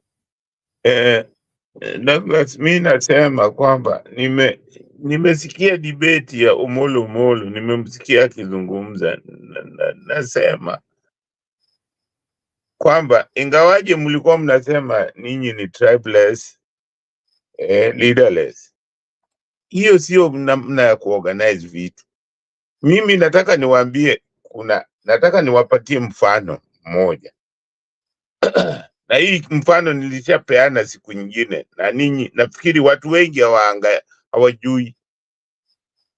Mnajua mtu anaitwa De Klerk? Huyu De Klerk alikuwa ndio president wa South Africa wakati kina Mandela walikuwa wako ndani. Yeah? Kabla hajakuwa president, aliingia akawa mwanachama wa chama ambayo ilikuwa ni chama cha ubaguzi, na akawa mwanachama kamili pale ndani, na akatengeneza akafanya mipango yake, akakuwa mwanachama mpaka ikafika wakati alisimama kuchaguliwa kuwa kiongozi wa hiyo chama. Baada ya yeye kuwa kiongozi wa hiyo chama, alivunja hiyo apartheid, kwa sababu yeye mwenyewe hakuwa anataka apartheid, lakini kama angesema anaingia kwa hiyo chama ndio avunje hiyo apartheid, hawangemkubalia. So lazima hizi vitu lazima muwe na strategy. Kuna mtu mwingine alikuwa anaitwa Gorbachev, alikuwa mwanachama wa communist kule Russia, na Gorbachev hakupenda communist vile hiyo communist ilikuweko, lakini kama angesema kwamba ataki communist, ni rahisi hata kuuawa, angeweza hata kuuawa na hangepatiwa nafasi, lakini alingoja akafika mpaka alipofika president wa hiyo nchi, akavunja communist. Unaona? Sasa na mimi kitu ninachosema ni kwamba Gen Z, ingawaje wanasema wao sio ukabila, sio hivyo. Wakenya ukabila imewaingia mpaka, unajua kwamba trauma inaweza kupata generation 3 au 4.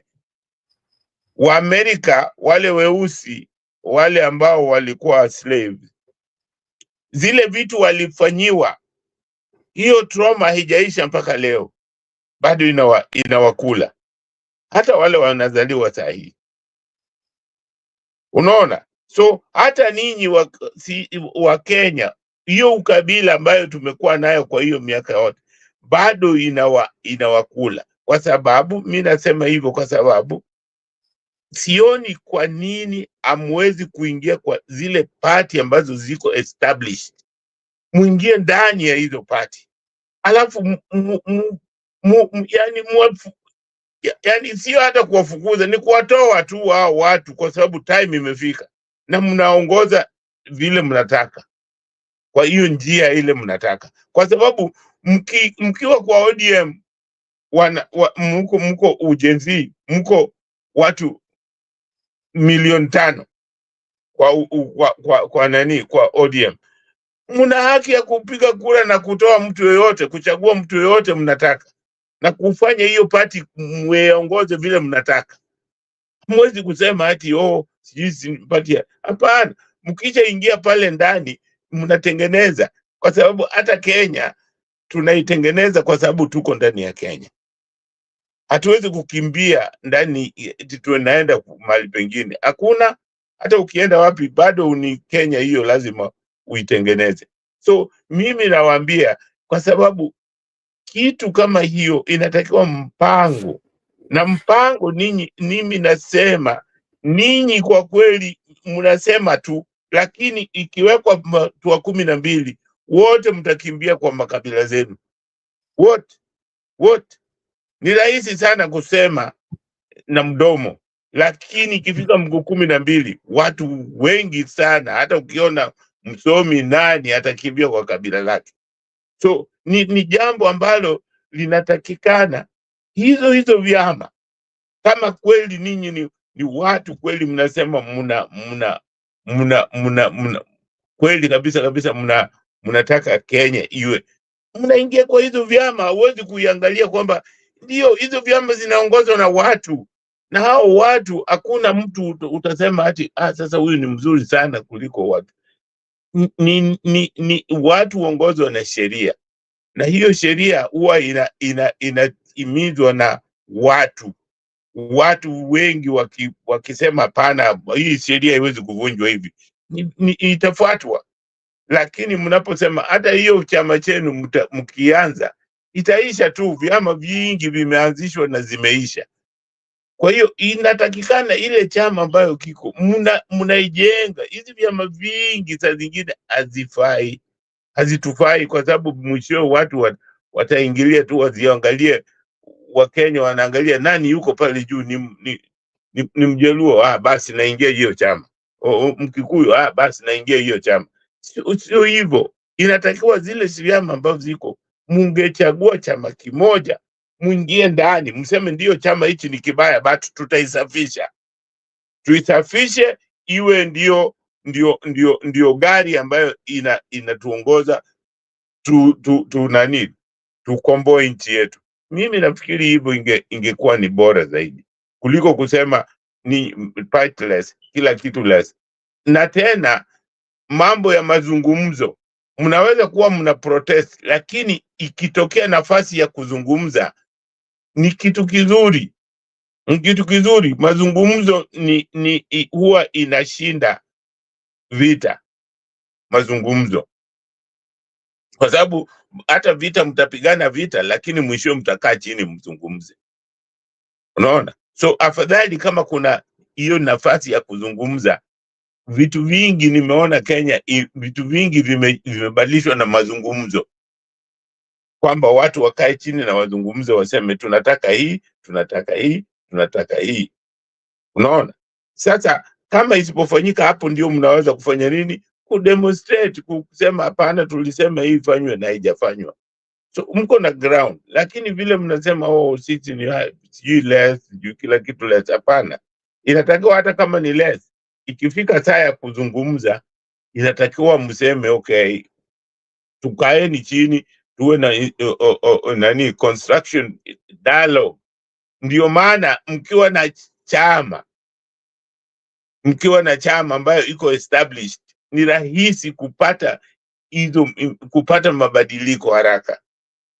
Asante sana. Douglas, naweza kurespond tafadhali? Yes, please do. Leo nimekalia kiti yenye have to be impartial, so asante. Kwanza nimefurahi sana kwa ndugu yetu kutoa hizo advice. But kuna vitu mbili tu ama tatu nilikuwa nataka kuweka kwa usahihi. Unajua kuna msemo inasema, maybe Douglas will correct me if I'm wrong, you cannot, I think even it is in the Bible by the way, you cannot put a new wine in an old wine skin. Yeah. You don't put a new wine in an old wine skin. Kwa hivyo kusema kwamba twende katika these old political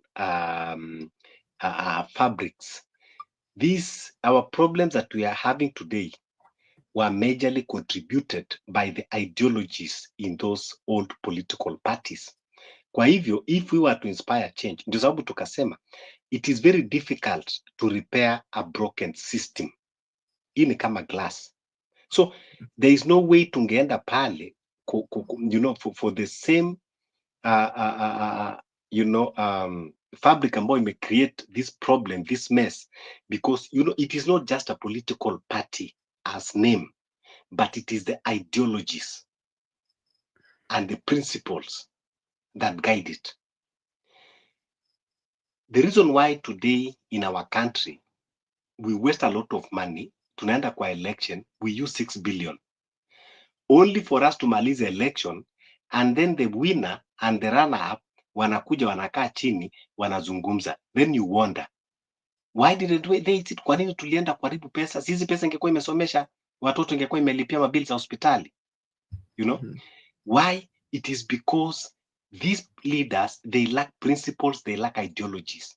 If today me and Douglas, we are competing based on ideologies and principles, there is no way mi naye tutakuja kufanya kazi kwa pamoja, not unless mi nitakaa kuenda opposition naye baki kuwa kule, manake ideologies zetu ziko different. That is why today in the US, the ideologies of Democrats, ideologies of Republicans are very deep-rooted and they are always constant.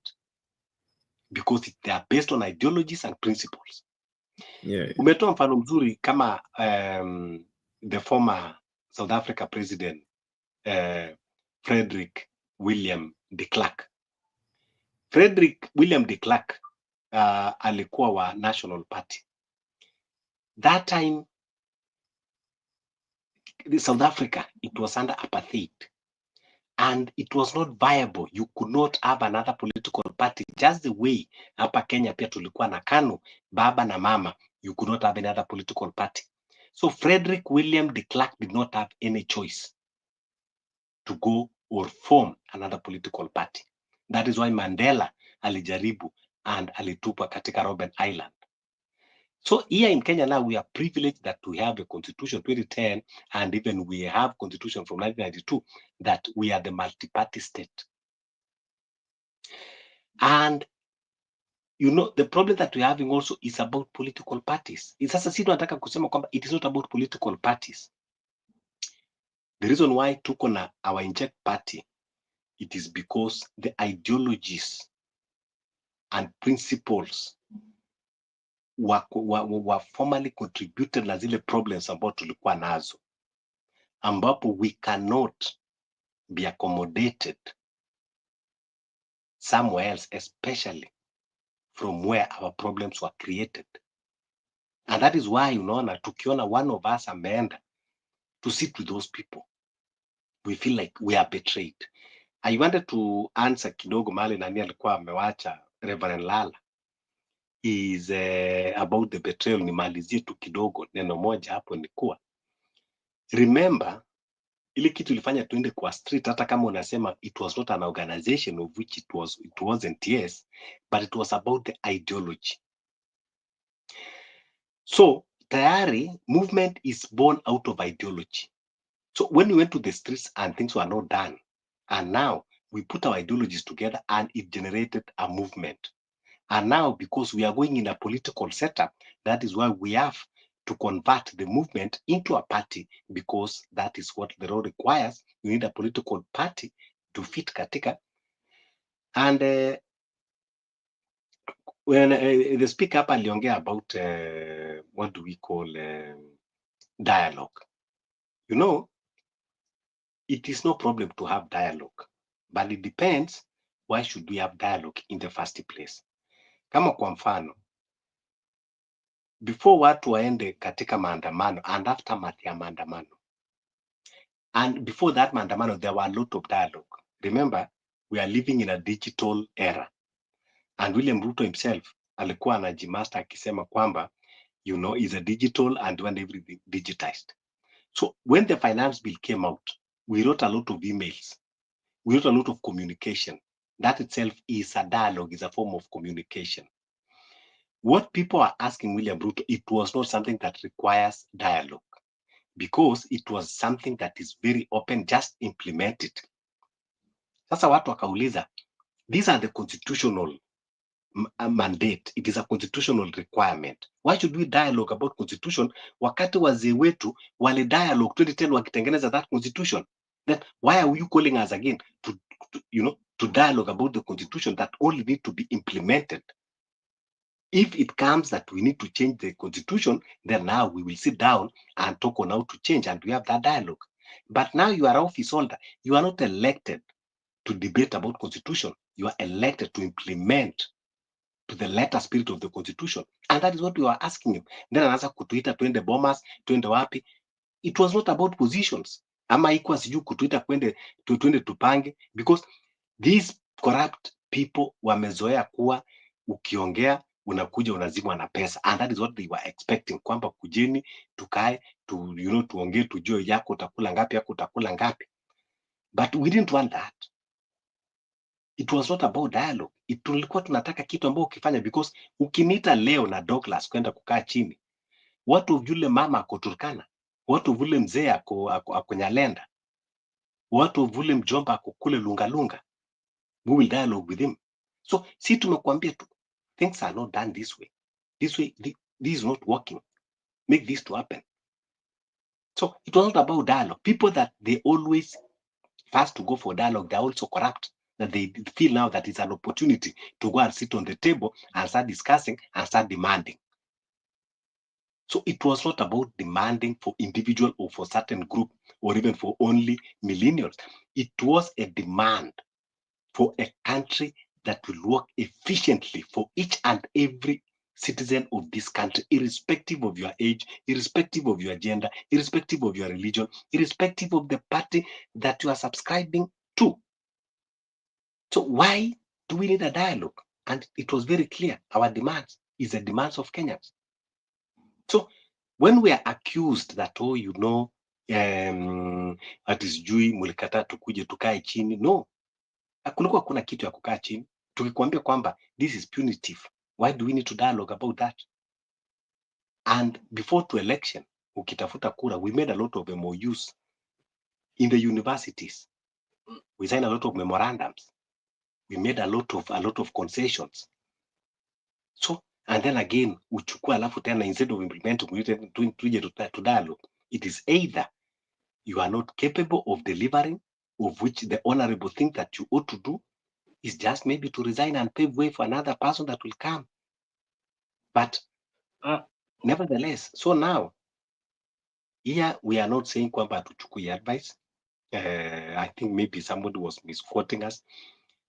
Yes, tunachukua advice, but we, because of our ideologies, tunakuja na new party. You cannot repair a broken system. That is why we are bringing a new system, a new party. Kwa hivyo hata kama tutachukua watu, you know, even of different age, wajumba zetu, mababa zetu wakikuja, wanakuja now in a new system. Lakini si kuenda katika old system ambayo imekuwa inaleta katika, imechangia part of these problems. There is no party that is existing that has never contributed to these problems that we are facing today. Whether you want to talk of Jubilee, whether you want to talk of UDA, whether you want to talk of ODM, whether you want to talk of Wiper, whether you want, all these parties have contributed to the problems that we are facing today in one way or the other. So we cannot expect that we are going to rise there and say that they are going to bring solutions. Only you are going there to be diluted.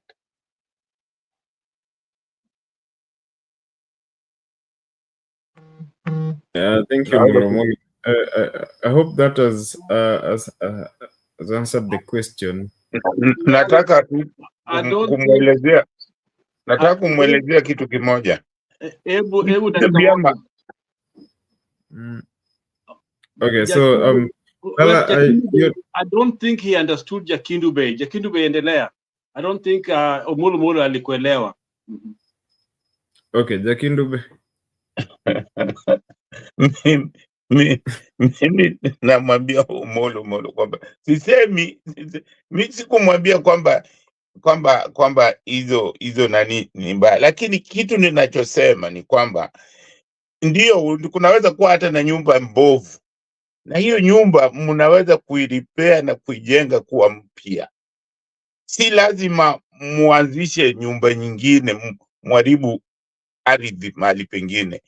Unaona, hiyo ndio maana tuko nyumbani tuna ukiangalia shamba zingine watu wamepewa na wameharibu, hawana mapato kwa hizo mashamba, kwa sababu kila mmoja anataka kujenga. Kwa hiyo badala ya kufikiria namna ya kujenga pamoja, ili sehemu ambayo inabaki waitumie kwa kuleta mazao mengi zaidi.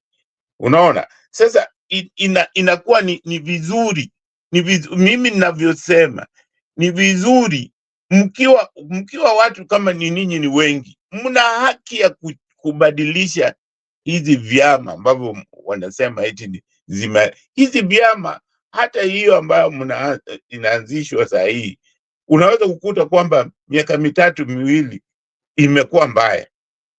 Unaona, so kile ambacho kipo mnatakiwa mtumie hicho. Mimi problem yangu ambayo ninajua, ambayo inatusumbua Kenya, problem ambayo inatusumbua ni ukabila. Hiyo ukabila nawaambia imeingia kwa uzito zaidi kwa watu wetu, na ndio maana nimesema ni rahisi sana kusema haya mambo ambayo tunasema sasa ati sisi ni hivi na hivi, lakini ikifika miaka 12 utaona kila moja anakimbia kwa kabila lake, kila moja. So ingelifaa kwanza mtu ajipige roho konde, aseme okay, hii chama ndio ni mbaya, najua iko na nani, lakini nataka kuitengeneza ili iwe boti ambayo itatufanya tupate nini, tupate serikali nzuri. Nikuulize Jakindube, umesema vizuri kwa kabila umazosia sasa hizi chama. Sasa nikuulize, manake italeta solution gani kama umesema una oppose kwa sababu ya kabila lake? Let's say for example ODM.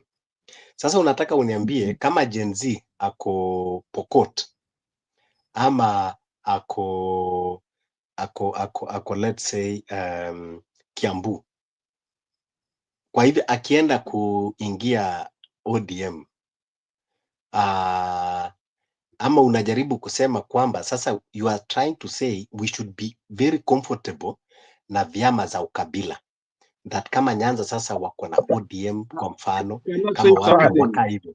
But what we are saying is we want to break that barrier. I want to see Douglas as my fellow brother. I don't want to know where he comes from, and I don't care.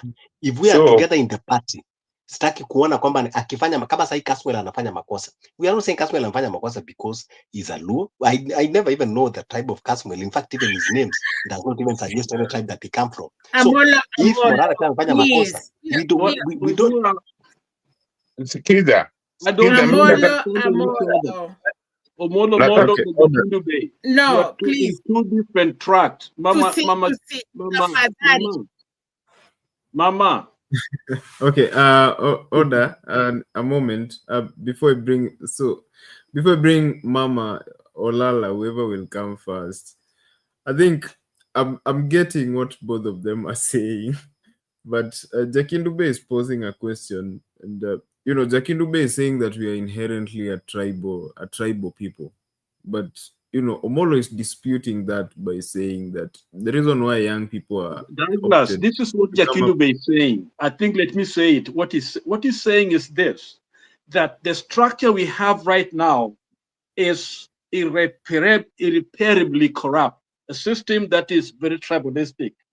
And Jakindube is basically saying, we already have structures which we can go in and possess and take over as young people. Is actually saying, Jakindube is basically saying the structure there, let's go and do this and get them and transform them. Because parties, all these parties have the same ideology. Go read all of them. The same, they start good, each one of them. They fall apart because they don't understand how structurally, we can be able to change the system. So what he's saying is, GNCs are great. They're wonderful. They're doing wonderful things. Let them, their number is big. If they get to ODM, they're going to take it over and then follow through with those ideologies. That was talking about. Rather than having a party that they don't have.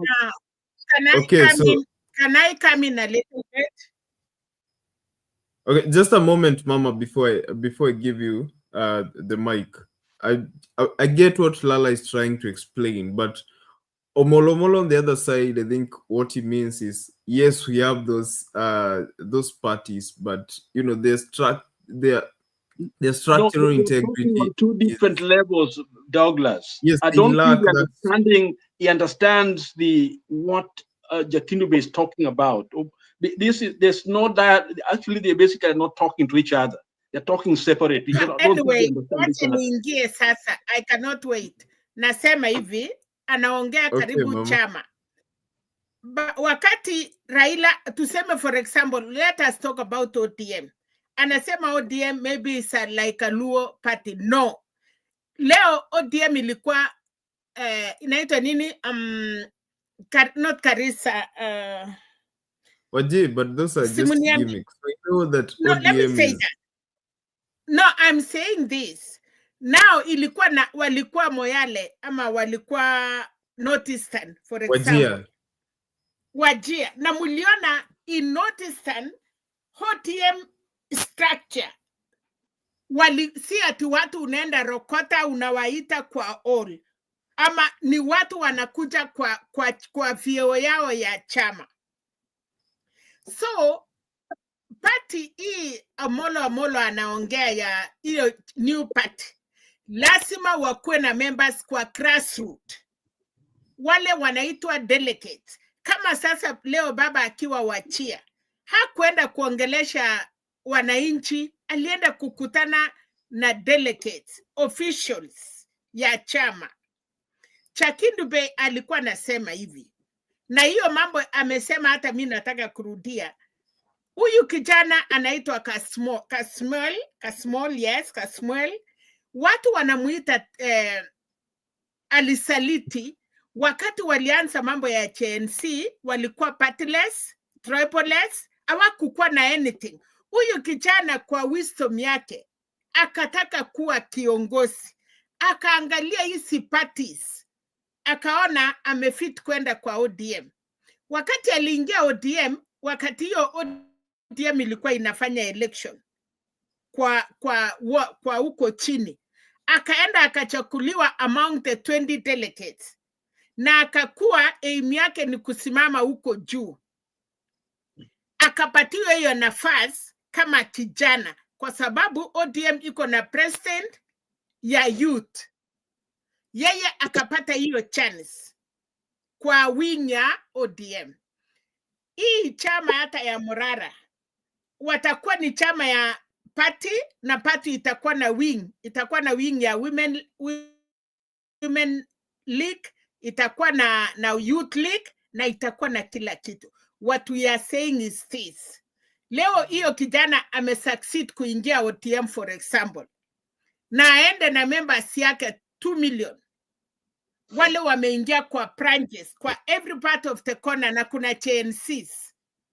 Wakati Kasmuel anataka kiti, wakati inashikana delegates huko Kasarani ama Bomas, na vijana ya CNCs wameingia kwa hiyo party ya ODM, tuseme Kasmuel ameenda pale na anasema mimi nataka kusimama chairman ama vice chair, na kwa hiyo party yake ya ODM alirecruit CNCs. So kama wanakutana delegate 3,000 ama 6,000, na kwa huko ndani ako na vijana karibu 2,000, wale wako solid kwa sababu hao ni CNCs, atapata ile kitu alikuwa nataka. So Chakindube akasema mkiingiana na political parties mutakuwa majority inside. Mkiwa majority mutakuwa na say kwa any political party. That was what Chakindube say.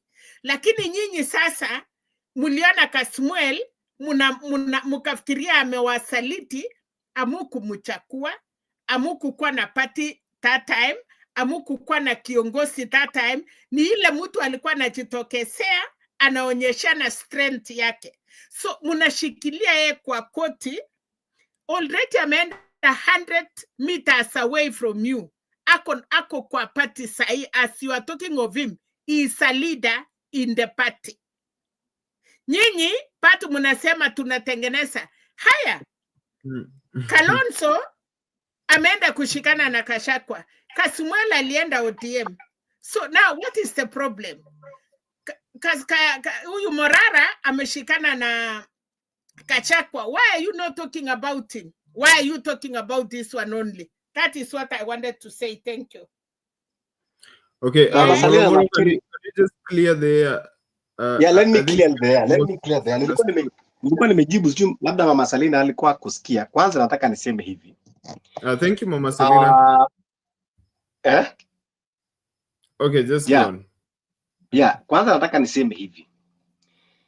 Remember the issue of Kasmuel kwenda kutaka kwa, we were not fast about the positions. We were not competing with the government to get positions. So if Kasmuel ambition yake ilikuwa ni position, then he's right on what he's doing, because that was not what we were fighting for. We were fighting for change that is going to benefit each and everyone. So for him to have a rush na kuona kwamba ati kumbe amepata mwanya, then who is we? When you say we, now when I said we are the people, the Gen Zs, the millennials that we were on the streets and that we are demanding for the change, and other goodwill people that they joined the movement. That's what I say we. And when I say them, I mean the status quo ambao walikuwa the other side trying to oppress those people that they were asking for change. Secondly, I think that's clear enough. Secondly, now when you talk of atikua tuingie katika different all those political parties and try, sometimes repair is expensive than new one. I said, So are you saying the you we cannot Even if put- you have you a cannot new put yourself to the Amolo, wait. your new Wait. party, Order. Amolo, hakuna mtu Yeah. amepinga chama yenu impya. The only thing you have to do, go straight to your new party, straighten your party, let other people have their way. Si lazima watu wakuje yenyu, na si lazima mumalize ya wengine because mumesaliwa. Kwa nyumba mama anaweza kuwa na watoto 10. Mtoto ya kwanza, hawezi sema mama yangu hawezi pata mtoto ingine. So ile kitu mnataka kufanya kama vijana, mko na party, you have a party. Concentrate on your party. Na wale members Sasa- muko naye wenye wataona Okay, kujoin mali ingine, leave alone about them. Lakini wewe unatuambia ati yenyu ni mzuri kushinda ya wengine. It cannot happen like that. Your kindly party will nimalize. start your own. Hata I think, hamtakuwa nayo kwanza. Mama's Uwezi sema mtoto na utabeba hata mimba. Mwenye atakwambia mambo ya mtoto ni ule amesaa mtoto na anajua vile mtoto anasaliwa. Your party is not even registered. Amutafanya chochote na unataka kulazimisha kila mtu aingie kwa hewa. No, haifanyangi hivyo Amolo. okay. Okay. Mama Kindly ngoja Selina, nimalize. it's only, Douglas. a moment, Molo. I think it's only fair that we accord him his time uninterrupted, his right of reply. Maybe I think he's being misunderstood because I'm just trying to get everyone's point, and I get what Jakindube is saying, but I think it's only fair that we allow him to also Yes. just. Thank you for that protection. Kwanza kumwambia Mama Selina, Inject Party is a registered party na iko na certificate, that is for clarification. So it is a registered party. And then the issue of Registered party like any other previous party. Yes? Tuko na so many parties in Kenya. When you work on a certificate, but we call them briefcase parties. For now, your party is still briefcase party until munakuwa na official delegates, munaenda munachakuana, and then we know. But interim is always briefcase party. It's like you have never been in this Kenya. Nialao basi nimalize tu, manake hapo ningejibu hapo mbele. Kwanza, whether it is a briefcase political party or no, tutajua hapo mbele, but every party, hata ODM pia ilianza hivyo. Na unaongea sana kuhusu delegates. Every party have their own policies and how they conduct their affairs. Maybe in ODM you use the delegate system. We as Inject Party, we can come with a different form on different policies on how we conduct our affairs. It is not necessarily that we opt for for the delegate system as you are putting. In fact, even now, everything is digital. Don't confuse people. We are following Political Party Act. Kuna Political Party Act regulate, inaongoza vyama.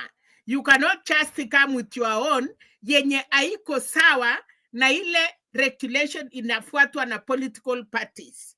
Tuko na Political Parties Act. Ndio nasema. Mama Selina, we have been in parties. Sijui kama mnataka tufanyaje. Kama mimi ni mtu ya na Kenya, for example, tumechange, wameingia PLP. Lazima wafuate regulation na ile system inapeanwa na Political Party Act. Okay, so naweza malizia tafadhali. Is this party registered under the Register of Political Parties? Kwanza, let me clarify something. The party is registered under the political party party's office. And then what I want to clarify is, Mama Selina, what you are saying is people are following the Political Party Act. The reason why today a court will declare that Azimio is majority and the parliament will be saying it is because they are not even adhering to those Political Parties Act, even as you are purporting that they are adhering. That is why today you have people crisscrossing, the political party, changing when you are in parliament, and yet they are breaching. But anyway, even in the Political Party Act, what it entails is it has to be a consultative, kwamba leaders wanakuwa wamechaguliwa. Kuchaguliwa, there are different methods of election. You can do a way of consensus. You can do a way of delegates. You can do a way of direct voting. You can do election of direct voting from the grassroots. It is acceptable. So it depends on which method you want to embrace in your own system and the constitution first of the political party, because what the political party's office will be looking is the political party, memorandum. But anyway, now we are not saying kwamba tunamaliza other parties. I think that is where you are getting it wrong. Hatusemi kwamba ati hatutaki parties zingine zikweko. Of course, hakuna vile unaweza maliza parties zingine, because Kenya is a democratic state, is a multi-party state. Kwa hivyo hata uwe serikali huwezi maliza other political parties. But like any other political party, tumekuja sasa na tunasema kwamba we have the best manifesto, the best, number one, super. And that is what you would expect any candidate kuambia, because hata ukienda UDM atakwambia they have the best. So ukienda UDM atakwambia they have the best. So hata sisi pia tunasema we have the best, and there is nothing wrong with that when you are selling your own. So we are saying that Inject Party is a party that is for this century, that comes with new ideas, that comes with new energy, that comes with fresh breath, that want to change the status quo. Is a party that want to make sure that leadership is about integrity. Leadership is not about personality, it's not about wealth, it's not about the titles, but it's about integrity, it's about accountability, it's about transparency. Inject Party want to make sure that every law that is in our books are translated the way they are interpreted the way they're supposed to be interpreted, and are implemented to the letter, not just the law to just exist in a paper. Inject Party. Omolo, you are smart young man.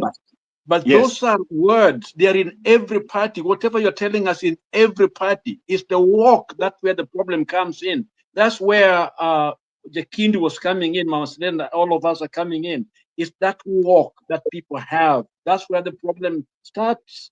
Okay, that is where the problem starts. So what Jakindu was saying, secondly, I think Kenyan parties they lack ideology, not because they are not written, but because of personal ethics. People don't have them, the corruption that is there. So even what you are doing, what will make the difference is the walk, okay? When you begin I agree with you. I agree with you 100%. Now you are coming to what... And this is why Jakindube was offering a more mature, a more wise solution. Take over the existing one, inject that energy and that wisdom, that clarity, so that people can be able to make changes. Or else what will happen, you will be like all these other parties. They all form like that, okay? And they die. Somebody wrote there also and said that there are very little resources. When you have little resources, the people who will sponsor you are the same corrupt people. They will make sure you get the money. And by the time you understand the role of the money, you're already in the pocket of somebody. Okay, that's what the Kindle is talking about. All these things are good, but wait. Reverend Lala. I'm here. Yes, Reverend Lala. Hawa watu wamekula mori. Remember vile hata hii ya Wamunyoro na kusema wataonana na watu parliament. Ona vile imefanyika. Kusema na mdomo si action. Leo hivi wana cry. They are crying kwa sababu wametolewa. They don't have maturity. So kuna wakati watu wanakuwa proud na mdomo, lakini ikifika real action they are not Sasa there. unajua sasa Mosi shida si Gen mbona mnipatie nafasi na mnaniuliza maswali alafu hamtaki kwa sababu unaeleza, A moment, unatuambia can you say order. something else? Order, Mama Selina, you know the problem. Okay, I have an issue. One problem. We want one you know the thing. problem is Hatutaki nani, unajua, no, one thing. Kama amekuja kutuambia anataka kuuza chama yake, hatutamuuliza swali na hatutaingilia. No, sijakuja kuuliza, nimejibu ile mnaniuliza jamani. Nilikuwa sijakuja kusema nauliza. Lakini kama ni kitu, no, wait. Hatuwezi nyamaza pia ukisema uongo. Lakini kama umekuja kutuambia this is our inject party, we are the best, hii ndiye tunafanya, hatutaingilia. Lakini ukikuja kutuambia ati Kasmuela alifanya, ODM inafanya, Jubilee inafanya, na sisi tunafanya, tunakuuliza na kuuliza simple question. Kuna briefcase parties mingi sana, watu wanasema wako na party. Siku wenye wanafika parliament, they don't have even a member of parliament. That party inaitwa political party. Nimekuuliza swali moja kuanza vizuri. Wewe ulisema unasimama constituency yako. Nikakuuliza kwa Rosafi. You as your new party, have you registered? Have you talked to your youth? Ukaniambia sisi tunajua hiyo yote. Sasa wakati Jakindube anapeana advice kama Kasmuel, nimesema for example, ameingia ODM na ameonyesha hiyo wing ya vijana wameingia wengi. That is okay. Wewe pia, lakini usituambie ati yetu, alafu unatuambia unakasifu Kasmuel na uwezi kasifu Morara akikaa chini na Gachagua akienda kulaunch Madakarua akimuomba kasi. Your president anasema unipatie kitu ya inaitwa nini ile ya anti-corruption. That is the president you are waiting for. And then now you are coming here kutuambia. Even your president akusema akuweza kusell your new party. Anaenda party ya watu wengine, anapek, anasema ukichukua serikali. Ukisema my president ni nani? A moment. Kwani nani ni chama na hiyo party? Si hiyo Murara. Mama Selina, okay. Mama Selina and Lala, I think the problem with you guys is you're not really letting him, explain. Because Jakindube posed the question. There are these parties that have existed, and they stand for nothing. They're all tribal parties. What's different about this party? And I don't think he's really trying to sell his party. He's just explaining what this party stands for. And I think people should give it the opportunity. Was simply offering a solution that can be permanent, that can help us. And no, Jakindube said. Okay. A moment, hold on. Jakindube stated very, very clearly that if we keep on doing the same thing, we're going to repeat the same thing over and over again, because at the heart of the problem is the tribalistic tendencies, which will come and confuse everything. So what he was offering, which is one way you can look at it differently. That's what I wanted to respond. What he was offering and why we are not taking that offer. That's why I was coming. Hold on. Use the vehicle that are there to bring change, because if you go in, you will basically take over, because the number of Gen Z young people are many. So why don't we use the same ones, the same parties that are there, which are already established, and bring in that clarity, that purity of the youth, and then change things, rather than starting something that will most likely fall apart if the youth are divided. Because the truth is, there are youth in Kalonzo's team, there are youth in ODM, there are youth in all over these places. But I do believe if they find a youth, Lala, can I pose a question in ODM or in Gachagua's party, whatever it is, and they like him, youth will go and vote there. rather than telling us only one way. Kindly allow me now to respond and say why we are not taking that offer. I'm not done. Okay. Rather than focusing on one young man who thought that he can do a better job for, fighting within existing party, so he becomes the enemy. So I think Jakindube is simply offering a more wiser approach. And Lala.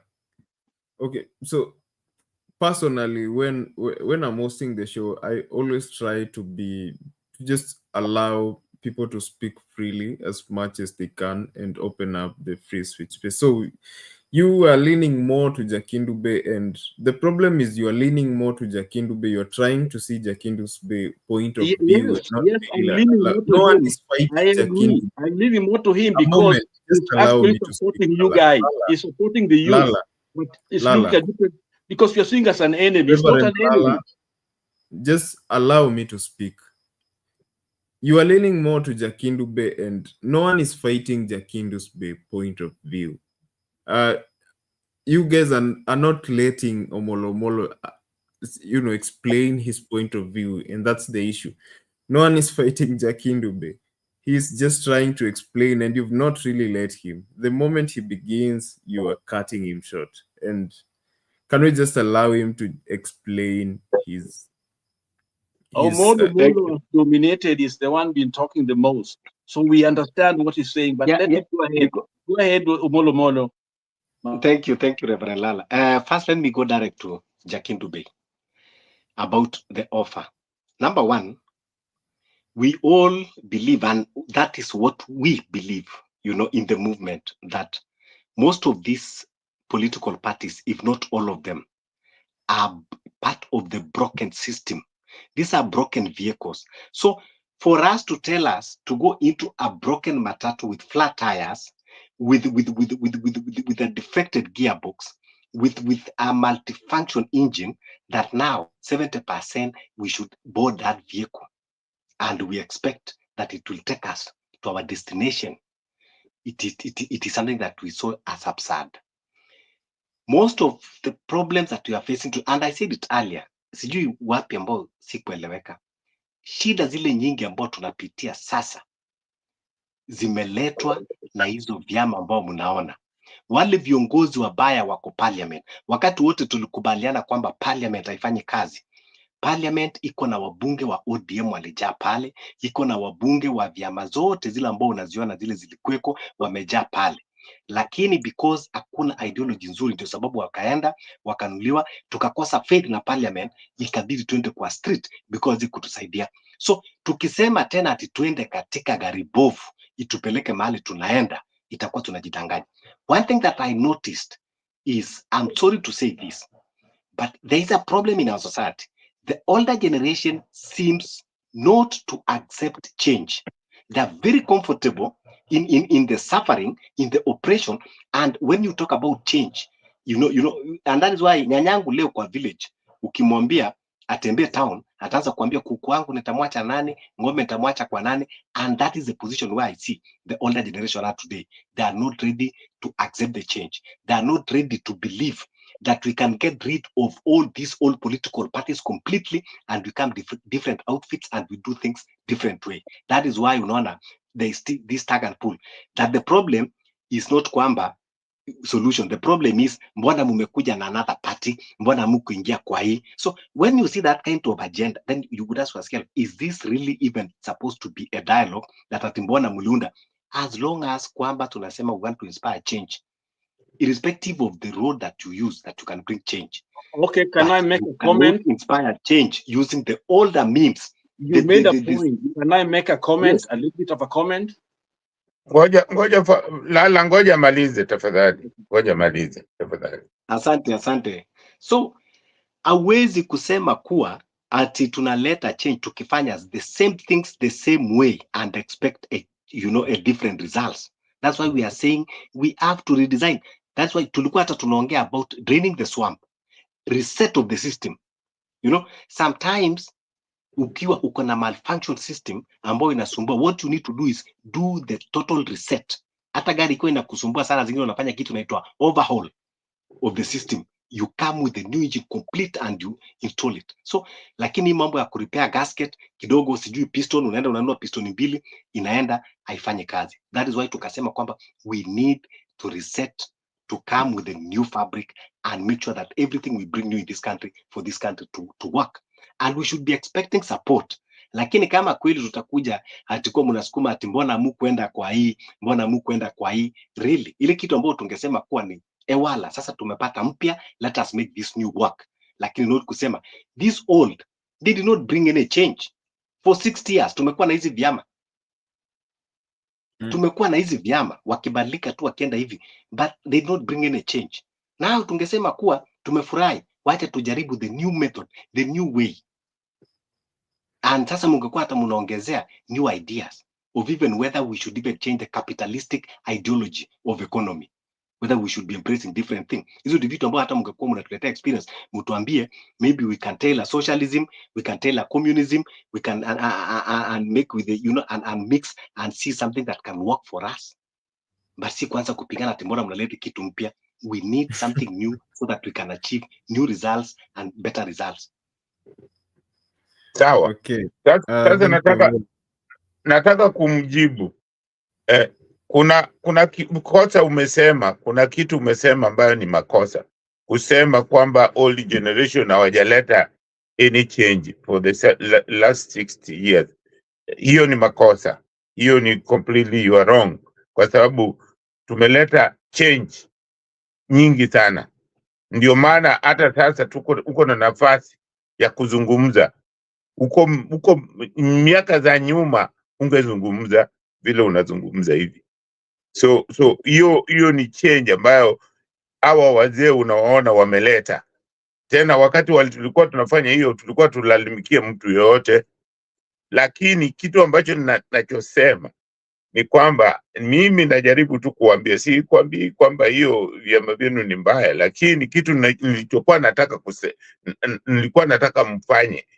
Ninyi ni wengi, na hizi vyama ukisema unafanya overhaul kwa gari, kwa mfano gari, ukisema unafanya overhaul, unataka kuweka engine mpya, utaweka engine mpya, lakini body utapiga tu rangi, body utawacha body bado ipo. Sasa hiyo engine, ngoja nikuulize kidogo.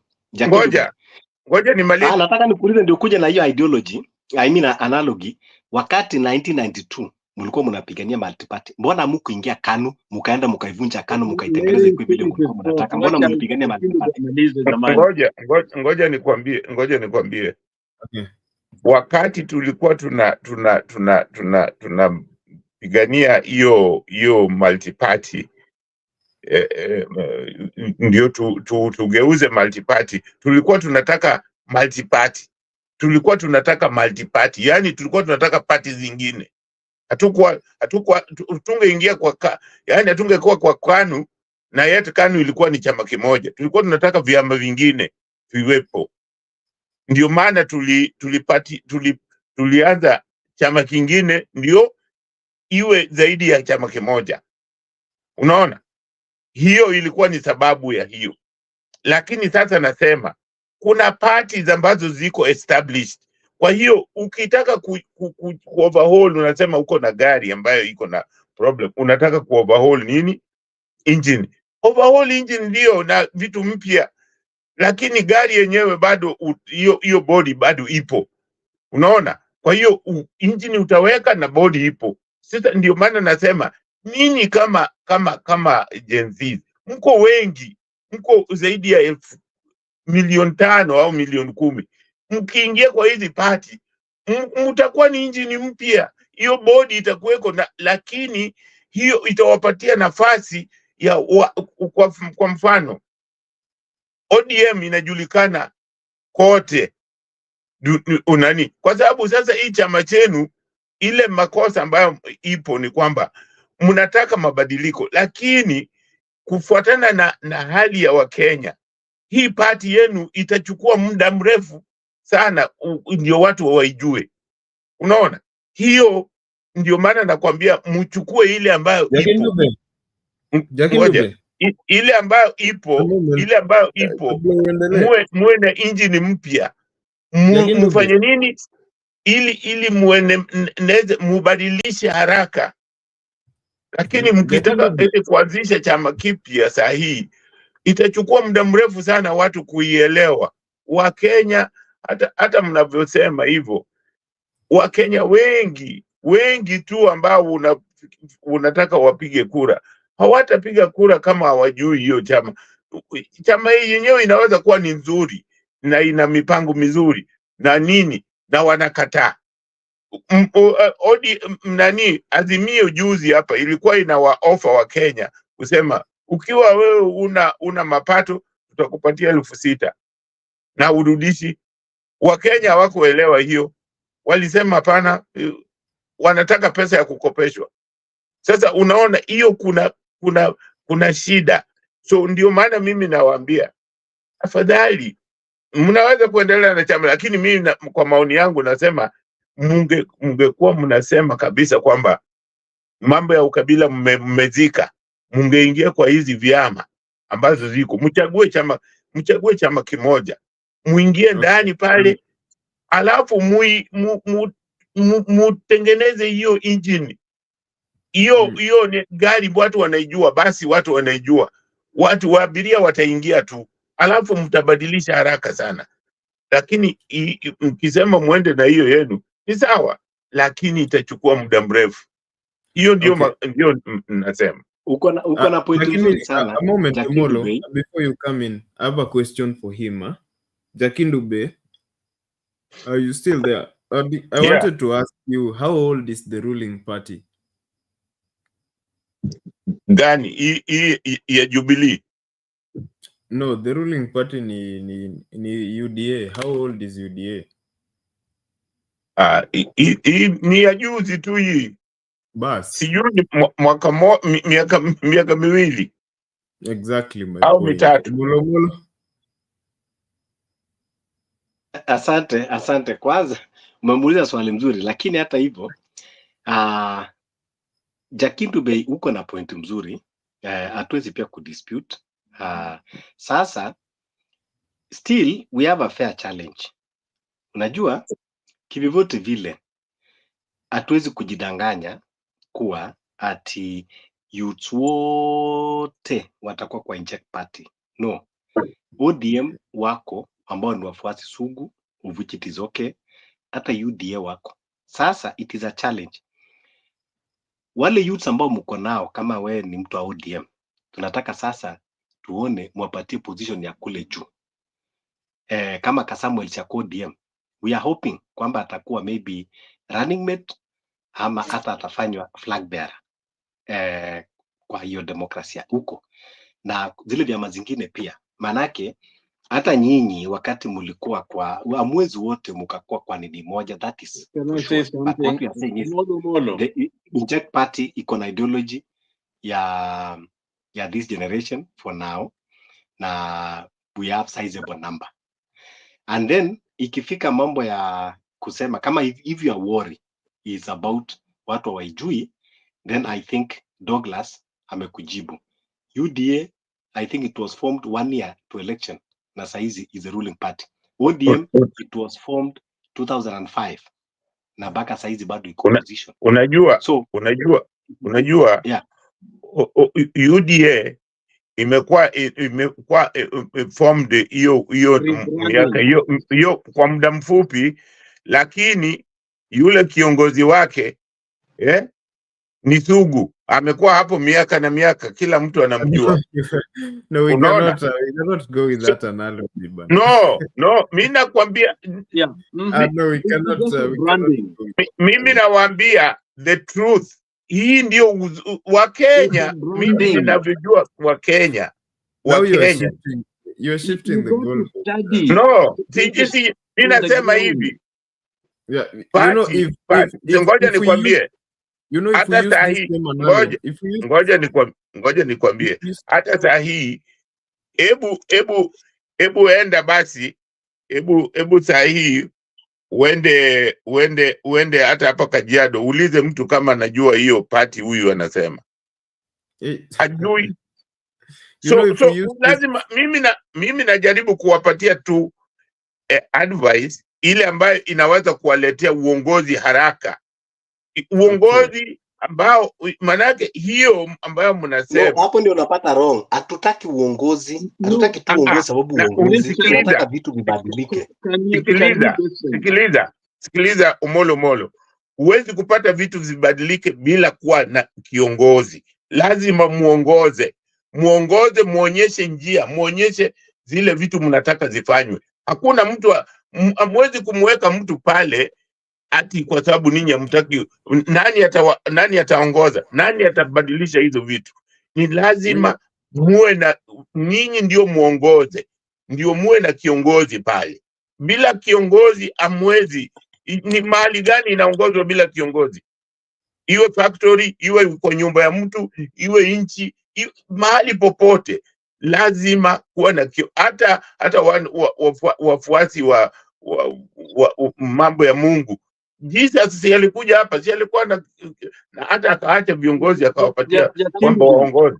So lazima ujue, ukitaka mabadiliko lazima muwe na viongozi, na ndio maana nimekuambia mkifika pale huyo kwa Samuel mkimwacha peke yake atapata watu gani wa kumsaidia ndio apate kuwa kiongozi ambaye atawafaa? Ndio I think ndio Omolo anajaribu kuelezea kiongozi wetu kwa sasa.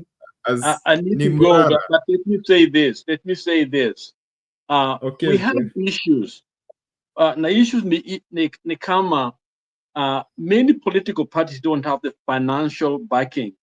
And so that's why you find many of those GNCs are lining up in some of those foreign embassies. And we know their interest is not really to independence of our country. They will speak the language and we will listen to them, our young people listen to them. And then I think one of the discussion was around that, lining up in the US embassy and others looking for the money, because organizing a party is not easy. So what the Kindube is talking about is really how this powerful Gen Z, because I think it's an asset that we have. The best way to use that energy to transform our nation.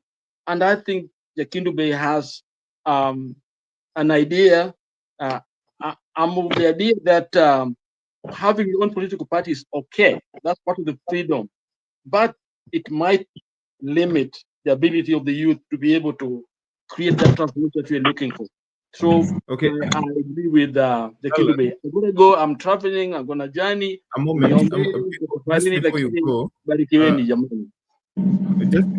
there's someone who had a question for you. Just find it.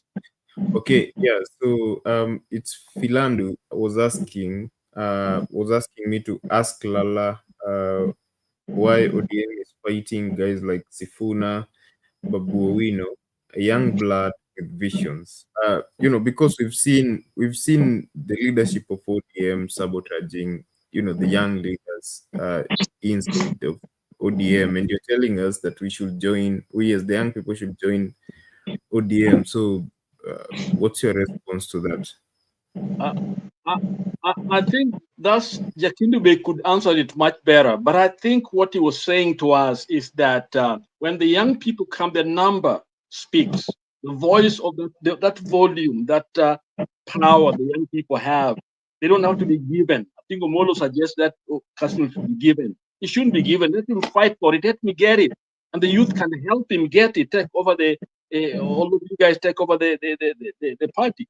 When it comes to the fight within the party, I'm not privileged to know the details why they are fighting there, but all those to show that a party has to have different views. That's why it's a party. But if it is one man or one woman, idea alone, I think ideology may be together. We have the same ideology, but different is going to be there in the party. So that's a healthy way to run a party. And Douglas, what are they doing? That's the problem. And young people have been telling Babu Owino, leave that party. Just come form your own party. We're going to And back. that is the mistake. That is what That's not the mistake. You know, it's just that is the staying there. mistake. Probably in the next election. Douglas, so that you don't skip my mind. Reverend Lala talk here about us or young people going to line up in embassy. I want to bring to your attention that today, yesterday, Sifuna was in the UK embassy and he met with the, UK affairs discharge. Yes. So he was in the UK embassy. So I don't know why when, these other politicians go to the embassy, they are okay. But when we youths go and have and there's even nothing wrong in asking for support. There is nothing wrong. Even these other political parties, they have been asking support from different quarters. And just only because they are taking a share from the taxpayers doesn't mean that, because now they are taking money from the taxpayers. But since we are not having that privilege, so there is nothing wrong for asking support. This thing that we say that, mumeenda umepatiwa pesa, and what is wrong with that? Even at wakati wa multipartism, US, they funded a lot, and many other countries and different organizations that they have been funding for good governance around the world. Hakuna ubaya funding, but there are certain ideological, certain interests that actually sells your country. Okay? So when things start happening, then all of a sudden you don't know, yet you're fighting for this so-called freedom. So we have to be very, very careful about that. Jakindube can say something about that because I think it's more knowledgeable than I. Yeah, I agree with you. But we have seen, we are not saying that necessarily we are funded to do this. But what I'm saying is there is nothing wrong with that. But now, to respond to what Jakindube, there is something wrong with the kuomba pesa. Unajua kwa Amerika vile mimi navyoelewa, hauwezi kuomba pesa kutoka nje ya nchi. Hauwezi, mtu akubaliwi kuchukua pesa kutoka nje ya nchi yake. Na sisi unataka kusema sasa tuende tuombe wa Amerika wa Uingereza pesa.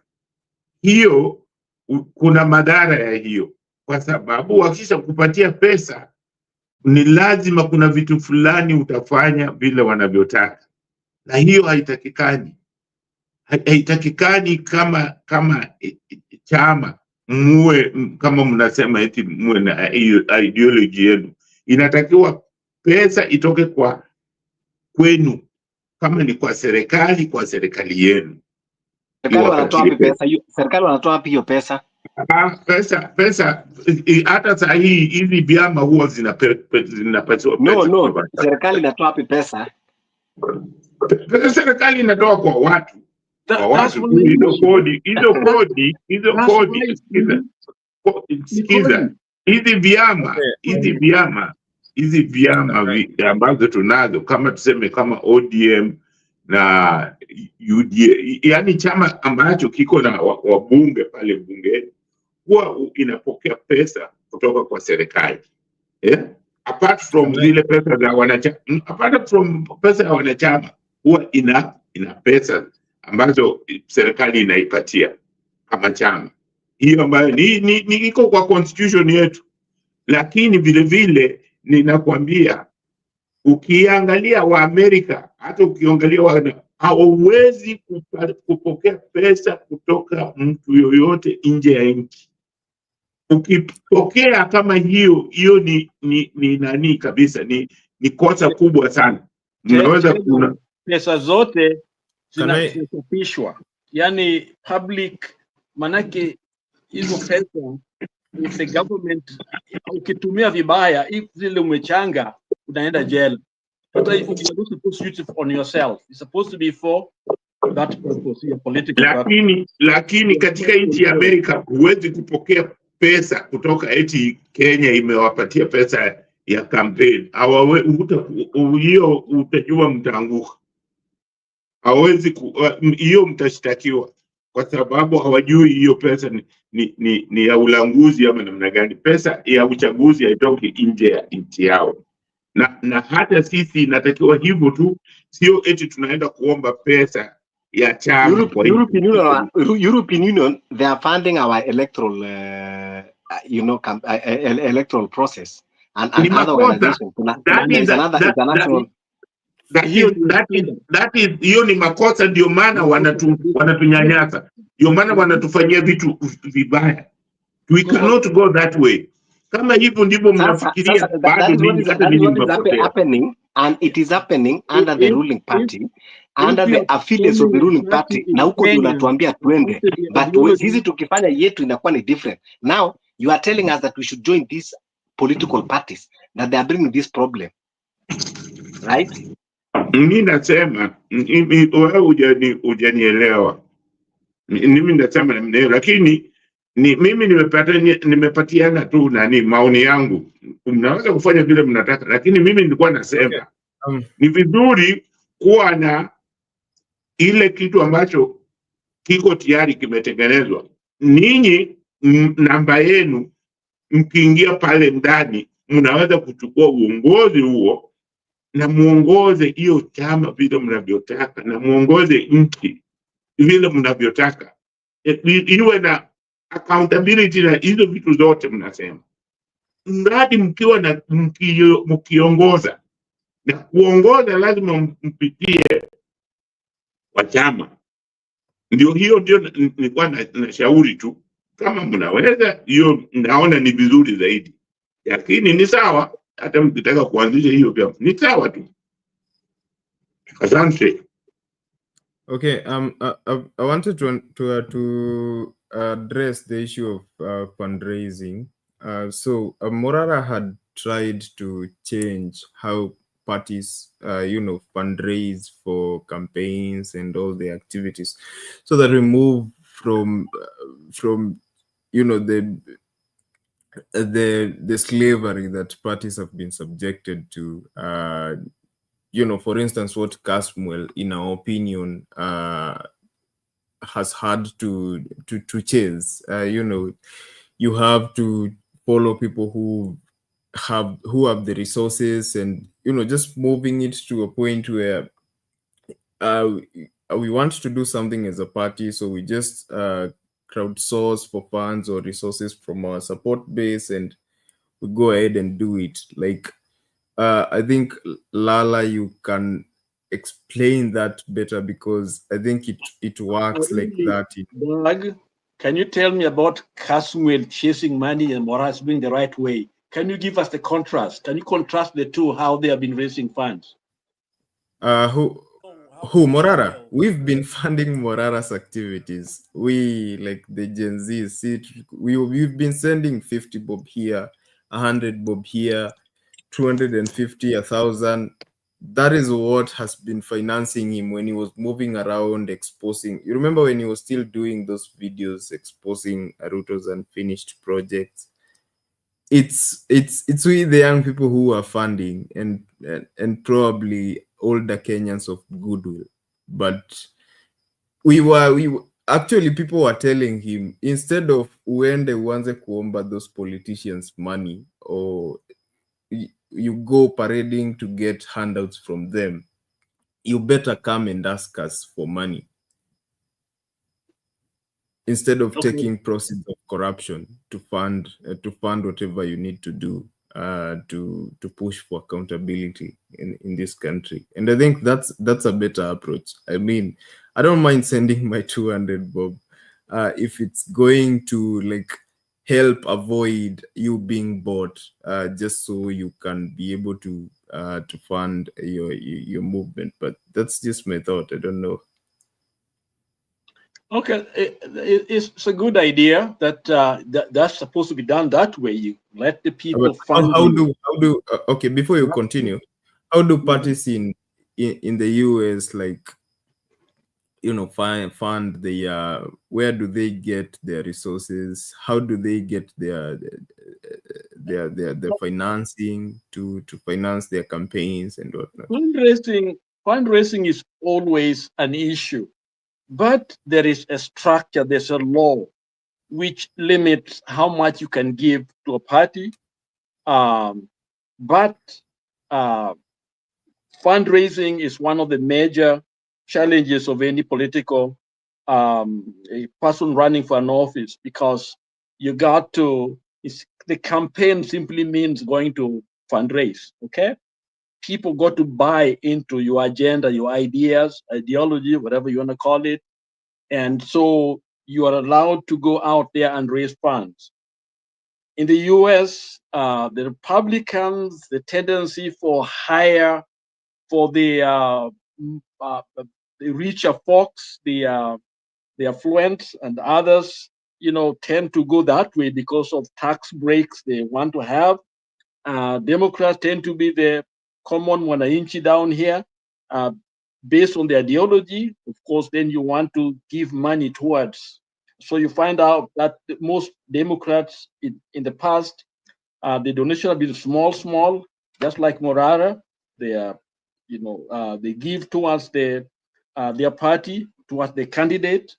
But there's a structure where you can't just give anything. But in Kenya, you are free to get it anywhere. So the influence is very, very real.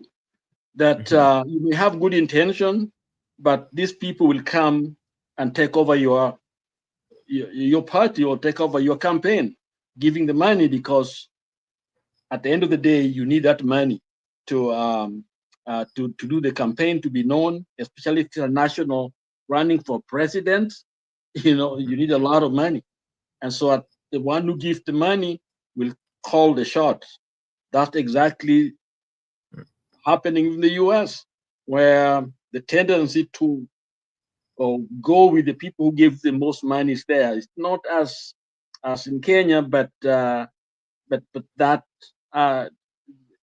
is Okay. Douglas, kindly allow me to respond hiyo ya Lala.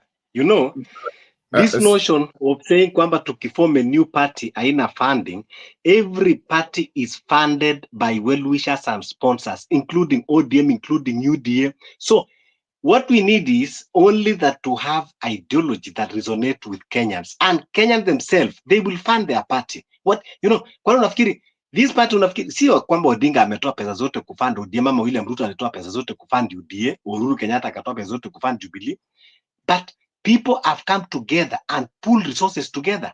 So I don't see why it will be different in ours. So this notion that because we come with a new party, we are people that also are willing to support a new ideology and something that we are not questioning for that. change. When talking, we are not questioning that. People will fund. The question is the motive behind the funding. That's why the US, the question of us is how do they do it? They knew the problem that would be a major issue. So they have safeguards on how much your influence can be over their government, because the government is supposed to take care of everybody. So if you leave it to everyone to come and do it at whatever amount, then actually becoming very vulnerable to forces. And in fact, there has been a debate in Kenya that some people out of the country funded the system or manipulated the system because of either maybe business interest. So they pour in money because money is available, especially when they want to buy influence. So if the young people are open to money, it will come, and it will come at a cost. That's what we are talking of local funding, the way we have been doing local funding. By Kenyans. Funding also has to be monitored. Even local funding, how much in the US? You asked me about the US. You can't just give. I have a question for you. But if you're a candidate, you can use your own money. Yeah. Go ahead. So Lala, I have a question for you. Don't you think like Morara's approach to funding was a solution to the problem you're talking about? That's the right way to go. That the Morara idea is the right way to go. The problem is that there are no safeguards there. So it's also become vulnerable to others who may want to come in and take over. And there's foreign money that will come in very, very quickly to take over. Okay, yeah, so you see that here every time, funding. Yeah, they come and they will provide you what you're looking for, technology and everything else, but at a price, because they want deals. So you think you're helping your people, but at the end of the day, you're helping foreigners. This is what the kingdom is talking about. Okay, so do you see why it was important that we form fresh parties that will bring, you know, fresh a breath of fresh air into unless into you're open to contaminated. To talk like Molo talking here, then you become very vulnerable, because it seems as if you know it all, yet there's very little that you know based on what's going on underneath. Is it knowing it all really? You need Like all of us. You need Lala, I don't know what to say about that. It's not really about knowing it all. You know, these parties have coexisted with corruption, and the issues that we were raising for all this segment, you know, until last year.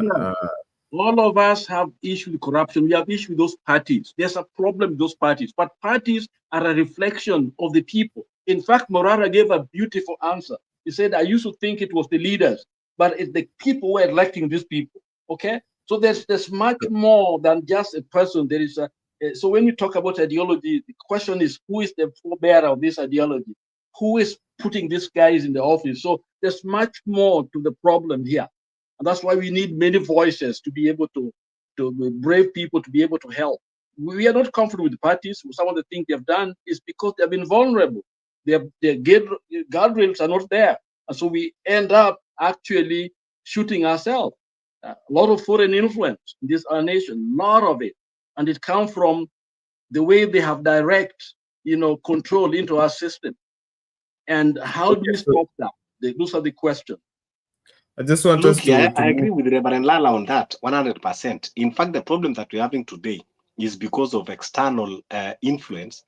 Like the other time, the other day we were fighting about Adani, and only to realize the history. Some politicians, all these politicians, they went to India, met with Adani, sponsor this, sponsor that, and you saw the damage that nearly cost us. So yes, in as much as we are pushing for change, but we should be very careful on the friends that we ask for their help, so that we cannot become vulnerable. That is I want to agree with Reverend Lala 100%. And that is why you see even one of our own, Morara, was coming with that idea that, okay, this is a Kenyan party and we need a change. Let us fund ourselves by 50 shillings, by 100 shillings, by 1,000, and we get what we need. We don't need to, expect millions or billions, from sponsors who in return, who they want something in return. Hostile takeover of companies. What that means is very simple. You see a huge company and you know very well they don't want to sell that they don't want to sell that company. So what you do is you form small companies to start buying share into that company. Okay? And those small companies are targeting shares. So at the last minute, you join all these small companies together and they get the controlling share and you take over that company. Okay. You cannot buy shares in a company that is falling, that is going is about to be bankrupt. So idea what it is better you start a new company. You see, there's no way you're going to start a new company. They control the system. You can't start a new company. If government sometimes has to come and the Rockefeller, whom I'm living next to, his house used to be very near here where I am here. Okay, control everything. The government had to step in because the oil industry was under that man's hand. So if you start yours, they'll get rid of you. And that's what some of these parties can do. They get rid of you, bring one. The best thing is go inside and dismantle it. You've seen even Baba, we're talking about here. What did he do with Kanu? Okay, he went in there, and we are where we are because there are people who are there, to challenge Kanu. And so there are different ways of fighting. Starting now, one. You are giving us a very good example. Baba went to Kanu. There's more than one way So when you chastise Casmuel for looking at a different way, then I'm wondering what is really going on here. I think let's look at this, all this a healthy way of trying to get our country back. In other words, what we are fighting for cannot just be won from one particular angle. There's more than one way. To get our country back is to dismantle the system, and you cannot dismantle the system when you are inside the system, when you are benefiting from the system, when you are among the system. You have to fight with a new system. How do you fight a system when you are benefiting from the same system? Now Samuel is getting salary, is getting benefits from the failing system, and yet you expect him to come with a change. It is impossible.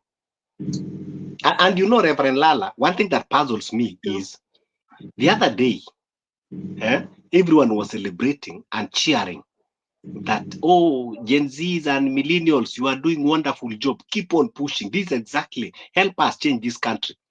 But now they come now with a solution. They said, okay, we have this new party. Everybody come join. We are not saying, we are saying it is even open for everybody. Come join. Let us now. You already entrusted us to bring change. We fought for finance bill. Gen Zs were killed. But now that everything is looking like it is calm now, Gen Z, now you have to listen to us. You have to join here. You have to join there. And yet, the other generation, they have been quiet all this while when all these atrocities were being committed, corruption, everything. But now, when we decided to come to front ourselves, it was okay to put ourselves in the line of danger. But now that we are saying we have a solution for this, you don't trust us. But when we put our lives in front, it is okay for us. But now when we say, okay, this is a solution that we need a party, it is not okay for us. It's not hypocrisy. There are people who have been fighting. Gen Z joined in, and we appreciate what they've done. We are not discouraging them from. We want them. We want that energy. The issue is how they are handling it. There's more than one way of looking at, of skinning a cat. That's what we're talking about. Okay, Lala. I want to answer someone in the comment section. A gentleman called Awesome. Awesome, yes, I want to agree with you 100%. There is a problem of accountability that happens wakati tulichanga tukanunua gari na sa ofisi. That is internal problem that can be solved. And you know, wakati hiyo kweli we needed movement because unaona kazi Morara alikuwa anafanya, tulikuwa tumemtuma aenda afanye the Vampire Diaries, of which unajua kwamba it created a huge impact. But we didn't have a good structure that time, so that is why money was being sent. There was not a good structure of finance, the whole finance system on how to control. But of course that will be resolved. And the good thing is that the vehicle is there, the office is there, everything, that report is there, and yes, we, you know, at least we did a great job. So, but going forward, of course, now that we are coming with a full structure, accountability is something that we don't gamble about it, and it is something even that is why even we have issues with Morara, and that's why tunasema very soon tutakuja kuwa na election nomination of the party so that we can have a good structure, and whoever will be leader or flag bearer at least atakuwa anaenda in a structured way. So that is not a problem. That is internal issue that can be resolved. Okay, thank you, Omolo. Still have Mama, Selina, and Jakindube, and Lala has dropped out. He had already given us a heads up that he needs to get ready. He's traveling somewhere. But I'm going to take a few comments from those of you who are interacting with us, with me in the comment section. Then when I come back, each one of you will give us their closing remarks as we get towards the end. So I have Awesome, who says, Omolo buying a new Prado well equipped with loudspeakers is not a small change. Let him submit receipts and all other expenditures. He should also involve a KRA. I think that is, I think Omolo has responded to that just now. Japheth Mongare says, we are talking nice. The other day we were all begging GNZ to go out and fight for our liberation, and now they have a new party and we are degrading the party. Kenya kweli. You guys need to be serious. You think GNZ can go into ODM and take it over? In your dreams. ODM is Raila and Raila is ODM. Whatever he says goes, period. That is Jafed Mungare. Awesome says accountability is the law. Let Murara clear his name. Let's see what else we have here. I'm a Kenyan, don't forget that. Again, I've tried all that nonsense using credit you're talking about, but to pay back is like joking with yourself. That's awesome. I think that's a conversation. There is a gentleman called A moment. Yes, a moment. Philandu says, Douglas, we are in 2025, electrical cars and self-driving cars. In order to be relevant today, you need to embrace change. Awesome says, so how do you bring together the old generation and the new generation together? That's where you miss the point, since taking over the leadership is a process. Awesome. Raila were kids too, and they fought for their space. Let Gen Z also take the mantle now. Wazee watulie.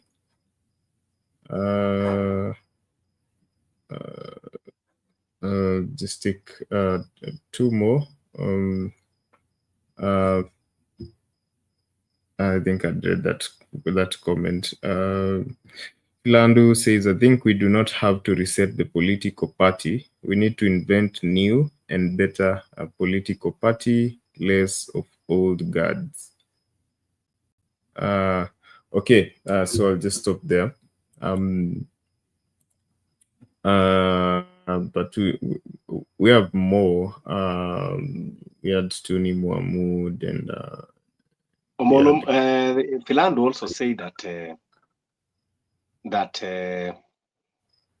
he said Samuel cannot fight within ODM. He's already benefiting from the system. When he tries fighting within ODM, his file will be swayed all around and he will shut up. I guess I missed that.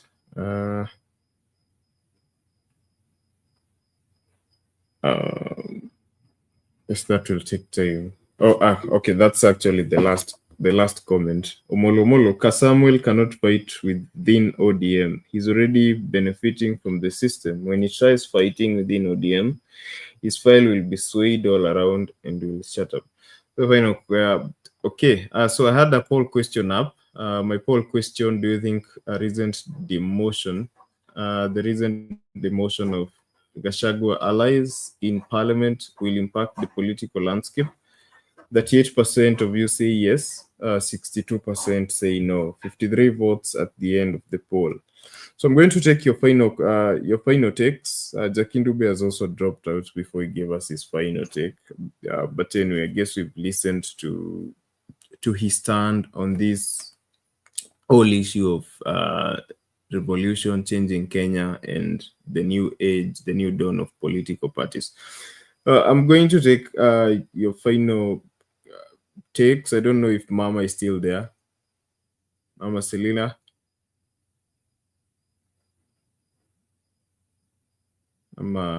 She's not spoken for a while. If she's still there. Mama Selina I'm sorry, I'm getting ready to go to work. I think we have spoken enough, so I don't have much to say. Thank you for today, and Amolo, welcome, so that you teach us every day about your new party. Thank you. Okay, thank you, Mama Selina. Molo, your final take. Thank you so much. First is what I just want to urge every Kenyan is that let's learn to embrace change. We cannot do things every time the same way and expect to get new results. And secondly, is that we are where we are today because we believed and with the evidence, and it was very clear that nothing is working for this country. So this habit of Mosho Moja, that when an individual that has been opposing the government come and join the government, all of a sudden the government become clean and now it is okay for us to be there. I think we should be realistic always. That's why I said Baba can make his own personal choices. Gachagua can make their own personal choices. But for a long time, we as Kenyans, we have left our critical decisions to few individuals, to politicians who have continued misusing their powers, misusing their advantages and privileges they have at our expense. It is now a time that all of us, we need to take responsibility of our nation, not to be, just leaving to few, a political class. Even as we are saying that we are coming with a political party, it's not just a political party, but actually it is a fabric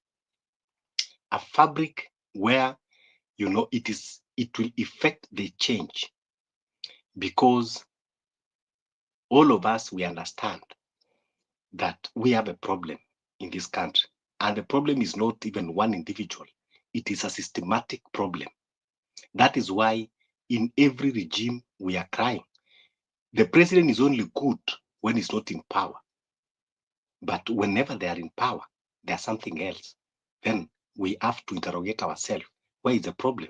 So the problem is the system. And that's why we are saying it is not even about reforms, because there is no amount of reforms that we have not done in this country. Every time and then we are told about reforms, we are told about commissions being formed, we are told about reports. We have a Ndungu report, we have Kriegler report, we have this report, we have that report, that end up being locked in shelves and never implemented. And yet we are thinking that we can still continue in that path. So that's why we are saying we need now to be a result-oriented country where things works for everyone.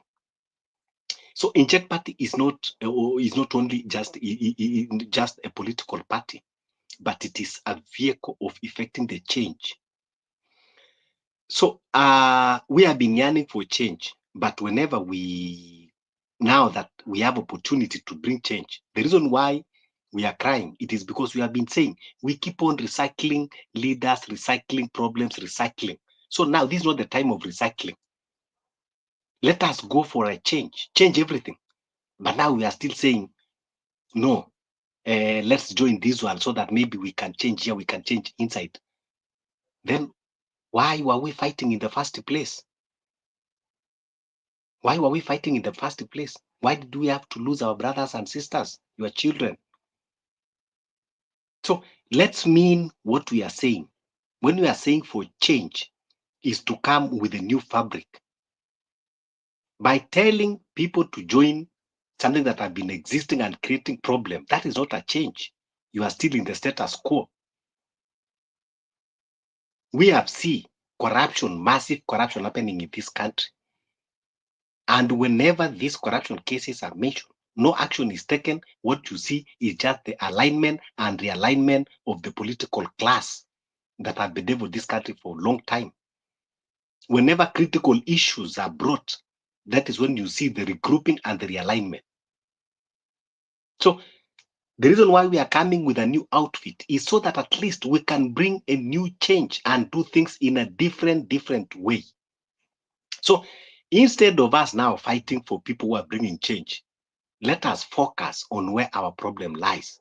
This is the time now that at least we should all be fighting to make sure that we have a credible IBC that is going at least to make sure that the people who are there are people who live by integrity, who live by accountability and transparency.